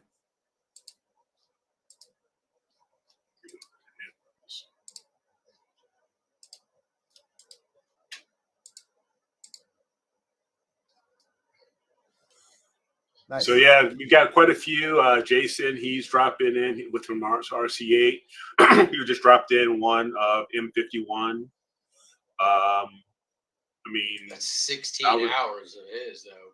Yeah, but it's Portal 7. Yeah, well, you got to put the time in on those because you know where he's at. Yeah, where's he? He's just south. He's in Chicago. Right? Yeah, he's near Eric. Yeah, he's near Eric. He's South Illinois. yeah, he's more southern, I believe. Yep. But yeah, well, that's a good question, Chris. Is that a binned image? I'm just curious. 25 miles from Chicago. That's where he's at. Okay. Excuse me. Well, it looks like I'll be going to Chicago again in October somewhere. So. All right, cool. So we can hang out. Yeah. Got to figure out the next restaurant to hit. We got to bring Pellegrini this time. Yeah. There you go. I got yelled at the last time. Deep dish. You gotta have some deep dish. I can't. No, Eric doesn't like deep dish. So we did deep dish without Eric the night before. Yeah. I love it. It's like pizza's my Achilles. I got deep dish pepperoni, layered pepperoni they had. Yeah. So it was like sauce, then pepperoni, then cheese, and more pepperoni, then more cheese, and then more pepperoni. So it's like. Yeah. It was like, what was that place you sent me to? I get heartburn just looking at that pizza. What was that place you sent me to, Eric? For the deep dish? Oh, Luminati's. Yeah. Oh, yes. Luminati's, yes. Oh, awesome. I could have eaten there for hours. I was up there in June last year for a friend's wedding. We went to Lou's and it was so good. Yeah, that's definitely a stomach killer for me because I love that. I love my pizza. I'm from New York. I love my pizza. If you got good pizza, even though the New Yorkers, they call it the Brooklyn style thin crust kind of pizza, it's not really a Brooklyn style. If you ever had some pizza in Brooklyn, Kind of sucks, man. It's pretty bad. But I've had some really. New Haven's the best, apparently. New Haven does not have the best pizza. New Haven doesn't have the best anything. They have nothing that's the best. Zero. Nobody wants to go to New Haven. Nobody goes to New Haven. It's like going to Rhode Island. Nobody wants to go there. It's just there. although I do have to say New Haven does have some nice schools and some, and if I could afford it, I'd probably live there. But it's very expensive. It's almost as expensive as Long Island. Oh God. No, New Haven's really nice. I actually went in a job interview with New Haven a couple years back for Buffalo Wild Wings. Oh, there you go. And I was gonna. They offered me the job. I turned them down. But so you can do. Oh. Yeah. Jason's like, yeah, I like thin and foldable. Yeah. Or you like a pie. You like a thick pie. I like my pizza pie. I like every type of pizza for some reason. No, I gotta say I'm very specific with my pizza. I like my pizza a certain way, and although I like deep dish, I do. I will literally critique my pizza slice, and I have blacklisted pizza places from ever being ordered from in my household ever again. So, have you ever watched Dave Portnoy from Barstool Sports? Yes, pizza I have. Oh my God, they're hysterical. I have. Although I'm very partial to Bar Rescue. So. Oh yeah. I love that guy. That guy's great. Even though it's all fake and it's all scripted, I don't care. I love it. It's all hilarious. What are you doing?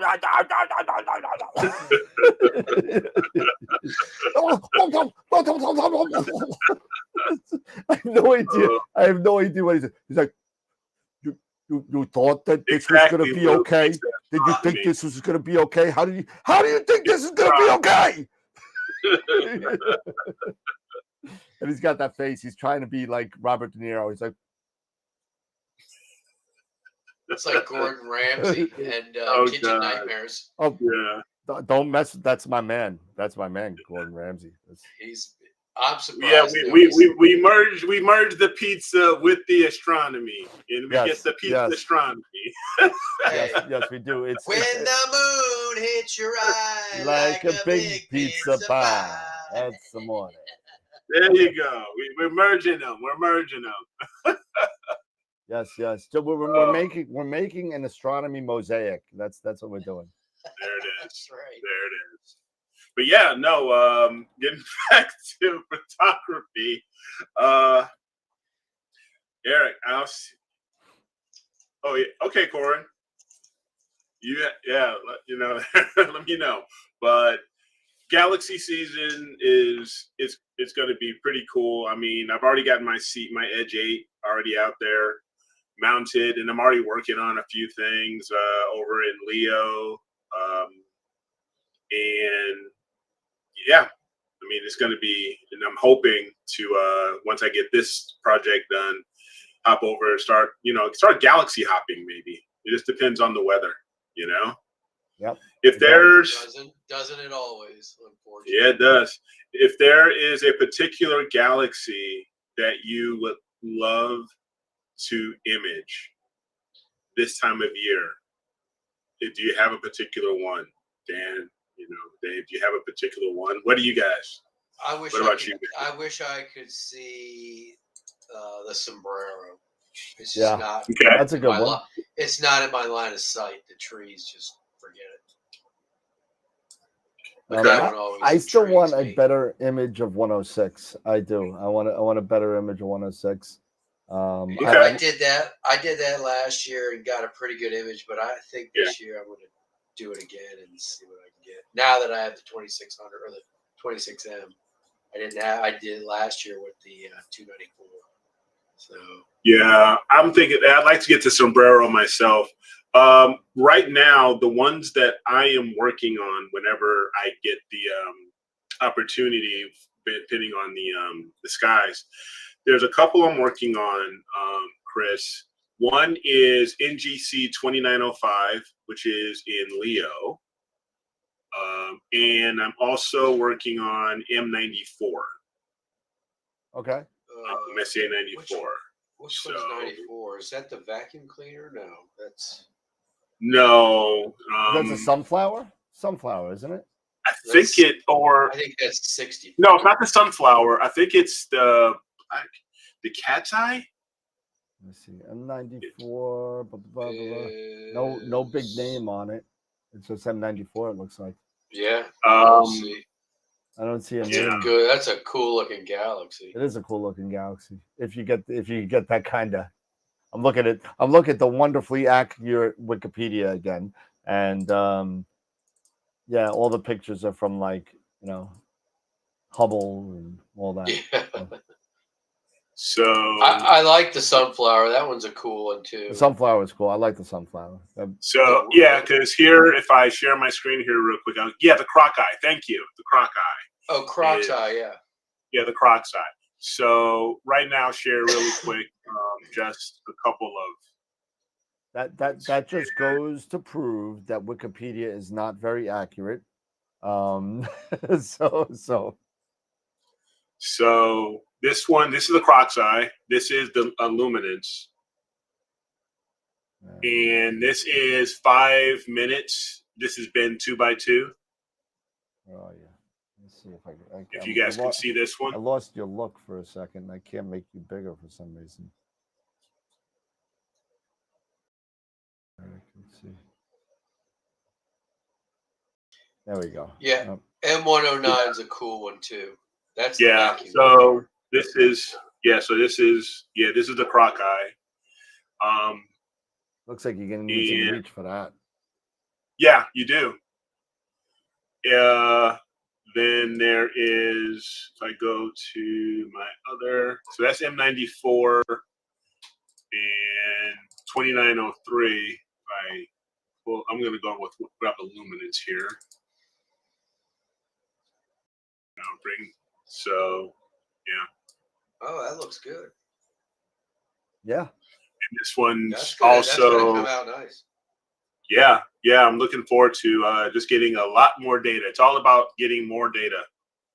Which one is that? This one is 29 NGC 2903 in Leo. Wow. Yeah, you can see there's a lot of outer stuff there that you're gonna get. Yeah, you can see it all the way out to here and out here. Yeah, you can see it. You can really see it. And so with this one, I mean, I've even gone after. You see some hydrogen here. I mean, there's got some hydrogen in there too, so I'm going to throw that hydrogen out there. That's going to look good. So it's going to look, I think it'll look good. But this is using Star Tools as far as the recommendations within Star Tools, the software. Yep. Okay. I'm even setting up different calendar, different schedules. And it gives me recommendations, if you can see down here. Yep. Based off of a particular day. So right now, if I went to tonight, there is really nothing because of just where the moon is right now. Yeah, how bright. It's not recommending anything. But if I moved over to maybe I don't know, maybe I'll say March 4th. And let's just take a quick look here. Here, luminance. I can get quite a bit of time. Yeah, 75-minute images. Again, it tells me what it estimates or expects the signal to noise ratio to be. And if I went to 2905, like it's telling me 108. 1 minute, but I'll adjust the schedule to go 3 minutes. So I usually go like 2 or 3 minutes on my colors. But it's also giving me an SNR here, a signal to noise ratio, 15 out of 16. Well, that's so 1 minute. If you're doing 2 or 3 minutes, then potentially you'll drop to. Yeah. So because if I go back here and I go imaging, Actually, maximum exposure. I'm kind of surprised because I'm telling you to do a maximum exposure of 3 minutes. So kind of curious. Yeah, and I'm usually doing like 0 gain for my RGB, and luminance is at 100. And you're a bin 2 for everything too, so. Yeah, I do bin 2 for everything. Yep. Yeah, that's because it's the Schmidt, So. Yep. And I'm using that the 533. So. Yep. But yeah, so I'm working on quite a few here. I'm hoping maybe I can even target the Medusa Nebula. Oh, it's got some. I may have some opportunity to go after the Medusa Nebula. So we'll see. Yeah, cool. Yeah. Well, we got some stuff. It's already almost 10 o'clock already. Yeah. We still got to do image of the month and all that stuff. Yeah. So let's get cracking. Yeah. Yep. Let's do it. Release the Kraken. Release the hounds. So let me go over here and break out. Go to the dashboard here. Let's see what we got. Image of the month. Yeah. I had 2 in this month. Oh my goodness. I don't know.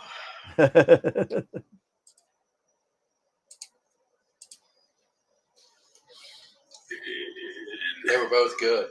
That's the problem. They'll probably split the vote and somebody will go right ahead of me. Yeah. We have 67 votes. There you go. That's what I'm talking about. So, all right.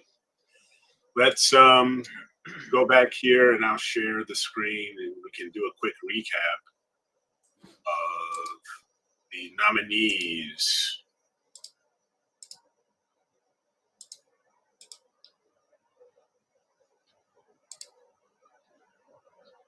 So we'll go back here to the image of the week page. Again, this was a really cool. Jason, well done, man. Mm-hmm.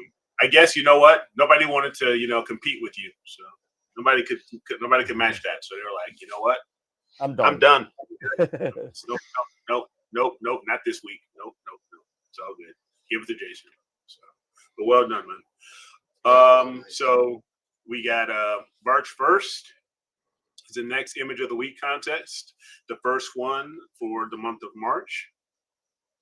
And let's see here. We've already got the image of the month is already done. So let's hop on over here.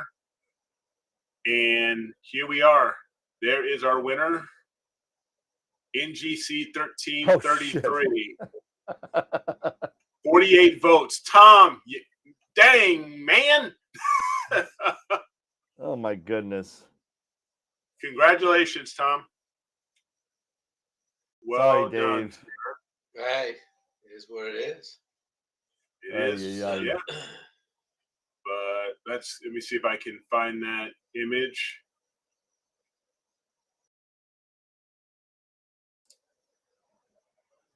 Let's see. Here we are. 1333. Oh, yeah. The embryo. Yeah, that was That's a really right. good image. That's right. Yeah, it was the embryo. There we go. The embryo galaxy. That's amazing. Yeah, really is. So the colors in that, to me, almost match the row of Fucus colors. I mean, it's just such a spooky looking. It is. It really is. And if you just turn it like about 20 degrees counterclockwise, it looks like God from Star Trek V. Okay. You see it? There's the eyes and the mouth and the beard and the hair in the background. Yeah. No, in all fairness, nobody wants to remember Star Trek V, but I'm just saying that that's what it reminded me of.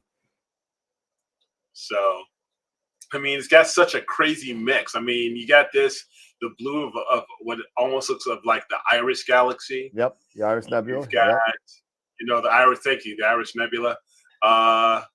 And yeah, this is just Those crazy. red hot stars in the center of that black. Yes, Yeah, absolutely. I mean, it's and just the dark nebulosity. It's wow. Yeah, I agree with you. Really good. Awesome. I love it. So, congrats. Nice. Nice job, Thomas. Yeah, good job, Tom.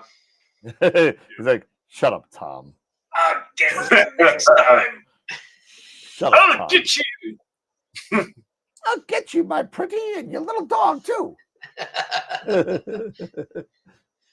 All right, let me see if I can get this whatchamacallit up, this lovely Mars Cam giveaway thing for the Masters of Pix Insight. There we go. And oh wow, it didn't save. All right, let me grab the new one real quick because we have more people than that, I think. Yeah, just give me 1 second. I got like sniffles or something. I don't know what's going on. Come on, slow WordPress. Let's go. And Raffle Press. We're gonna give away a free Masters of Pix Insight class, and I'm just downloading real quick. Users, export users. Yeah, we got 45 people now, and if you haven't joined up for any of these lovely giveaways, go to astroweb.com and you'll be able to sign up for anything you want. So, and desktop, and where is it? Is it 217? No, it's 223.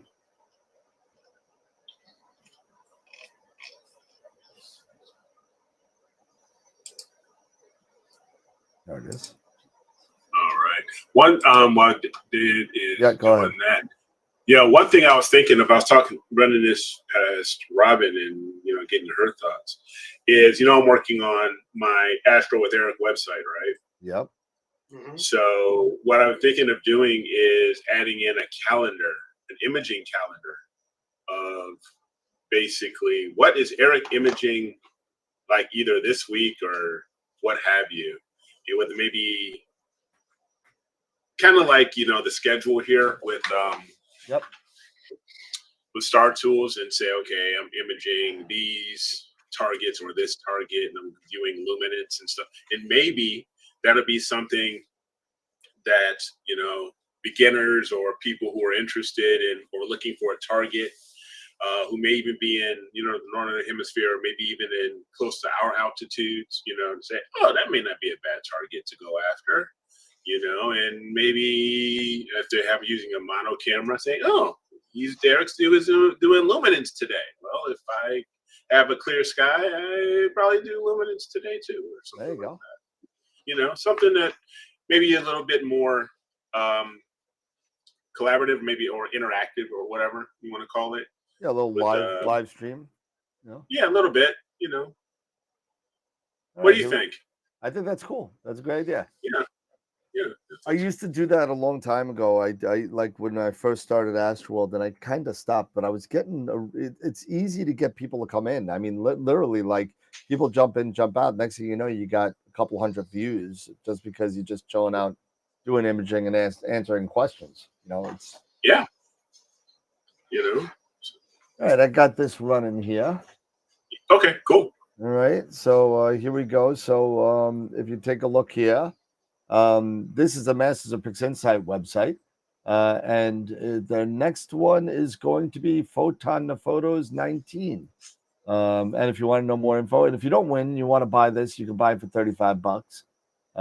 And right now they are doing the Dolphin Head Nebula. So they're going to spend 2 hours from beginning to end, not stacking, but once it's done with the stack, they're going to be doing this object. So it's pretty cool. So if you win tonight, you can go to that. If not, you can register and buy it for $35. Not bad. So here we go. So here it is. We have 44 people in here, and we're going to do the spinning of the wheel. Here we go. Free class, Masters of Pix Insight class, and it goes to Oh, Nathan, you just missed it. Tom Beckerman. Tom Beckerman, I'll send you an email and you'll be able to redeem your voucher for that Masters of Pixels class. You don't have to use it for this one coming up. You can use it for whatever you want. So if you're just starting, you could do with the Pix Insight for Newbies, which is coming up after the Photons to Photos. So cool. Congratulations to Tom. All righty. You missed it by that much. Missed it by that much. Yeah. My sister did that to me once.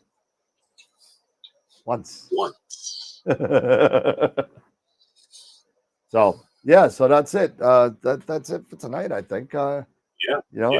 We spoke everything from barbecues to astrophotography. So I mean, I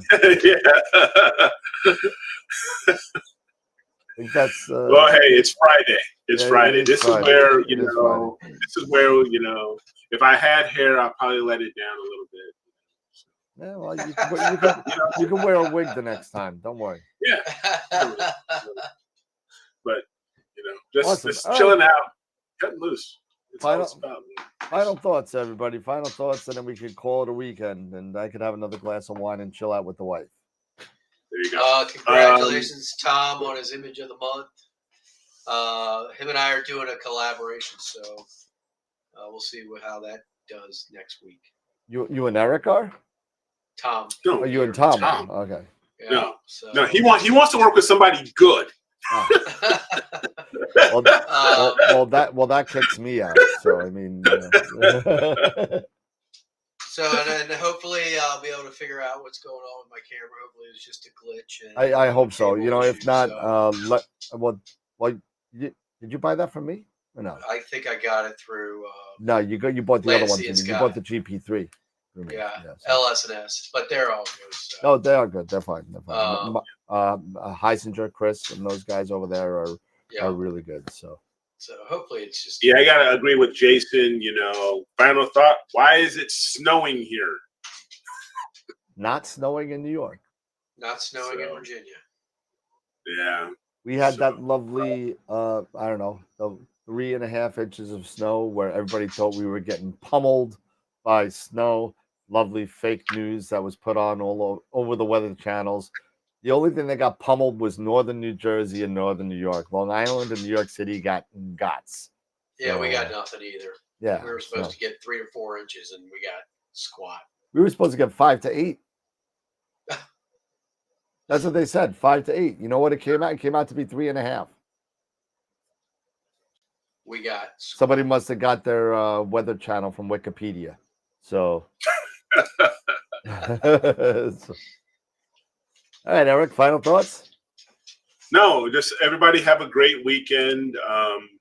And if you can get out here, well, this is probably not the best time to go imaging. Get a full moon and stuff like that. Yeah, but you know what? It's a good time to try stuff. It is a good time to try stuff. It's a good time to try stuff. So if you just bought a guide scope and you want to get it focused, or you just bought a new piece of product, or you want to try a new cable or a new software program, this is the time to do it, because you know what? You're not doing, unless if you're doing lunar or planetary, you're not doing much of anything this weekend. So that is true. That's a good point. That's a good point. You got to sharpen the saw, right? You got to sharpen the saw. You got to stay in practice.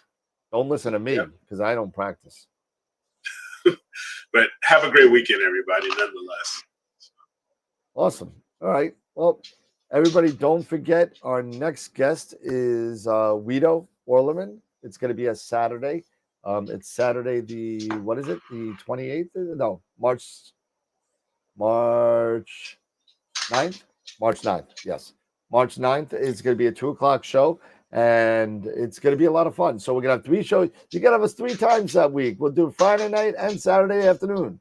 So come on and hang out with us on Guido's night. It's going to be really cool to have him on the show, and it's going to be a blast. So that being said, we got a lot of good guests coming up. We got a new moon coming within the next couple weeks, and something that we didn't touch on, maybe we'll touch on it on Wednesday. Another fascinating thing is coming up in the astronomical community, and we bring it up every year. It's called the Messier Marathon. That's coming up very, very soon. And that's usually the new moon in March. And you get a kind of second chance in the new moon in April. You may not get them all, but you get most of them. But March is the month where you do the Messier Marathon. And that's what we're going to talk about probably coming, maybe next week, because we got to talk about scheduling and all your imaging people and all that. People do imaging and try and get them all too. They'll take like 30-second shots and try and get all 109, 110 in one night.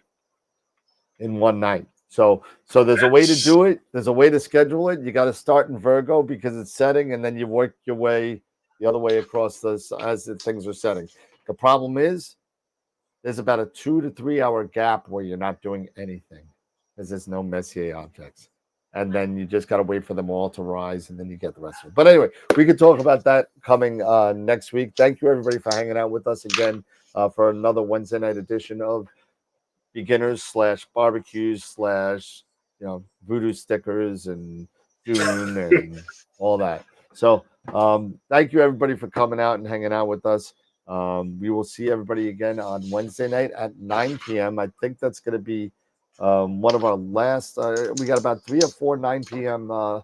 Shows on Wednesday night, and then we're going to go to 8 p.m. So 8 p.m. That will be on the schedule. I updated the schedule on AstroWorld.com, so it actually says something, and it actually has the dates, the times, and everything of the shows. So go check it out. Scroll down to the bottom, and you'll see the schedule of the show as well. So, all right, everybody. Well, have a great night. Enjoy your evening. Take care. Enjoy your weekend. Have a safe weekend, and get out there and image and practice if you can, because it's supposed to be a nice weekend in New York. So I'm going to be doing something. But I guess that's it. There you go, man. Yeah. So, all right, everybody. Have a great night. Have a great weekend. Take care, and remember, as always, to keep imaging, keep educating, and clear skies. And we will see you Wednesday night. Have a good night, everybody. See ya. Take care, everybody. Great weekend.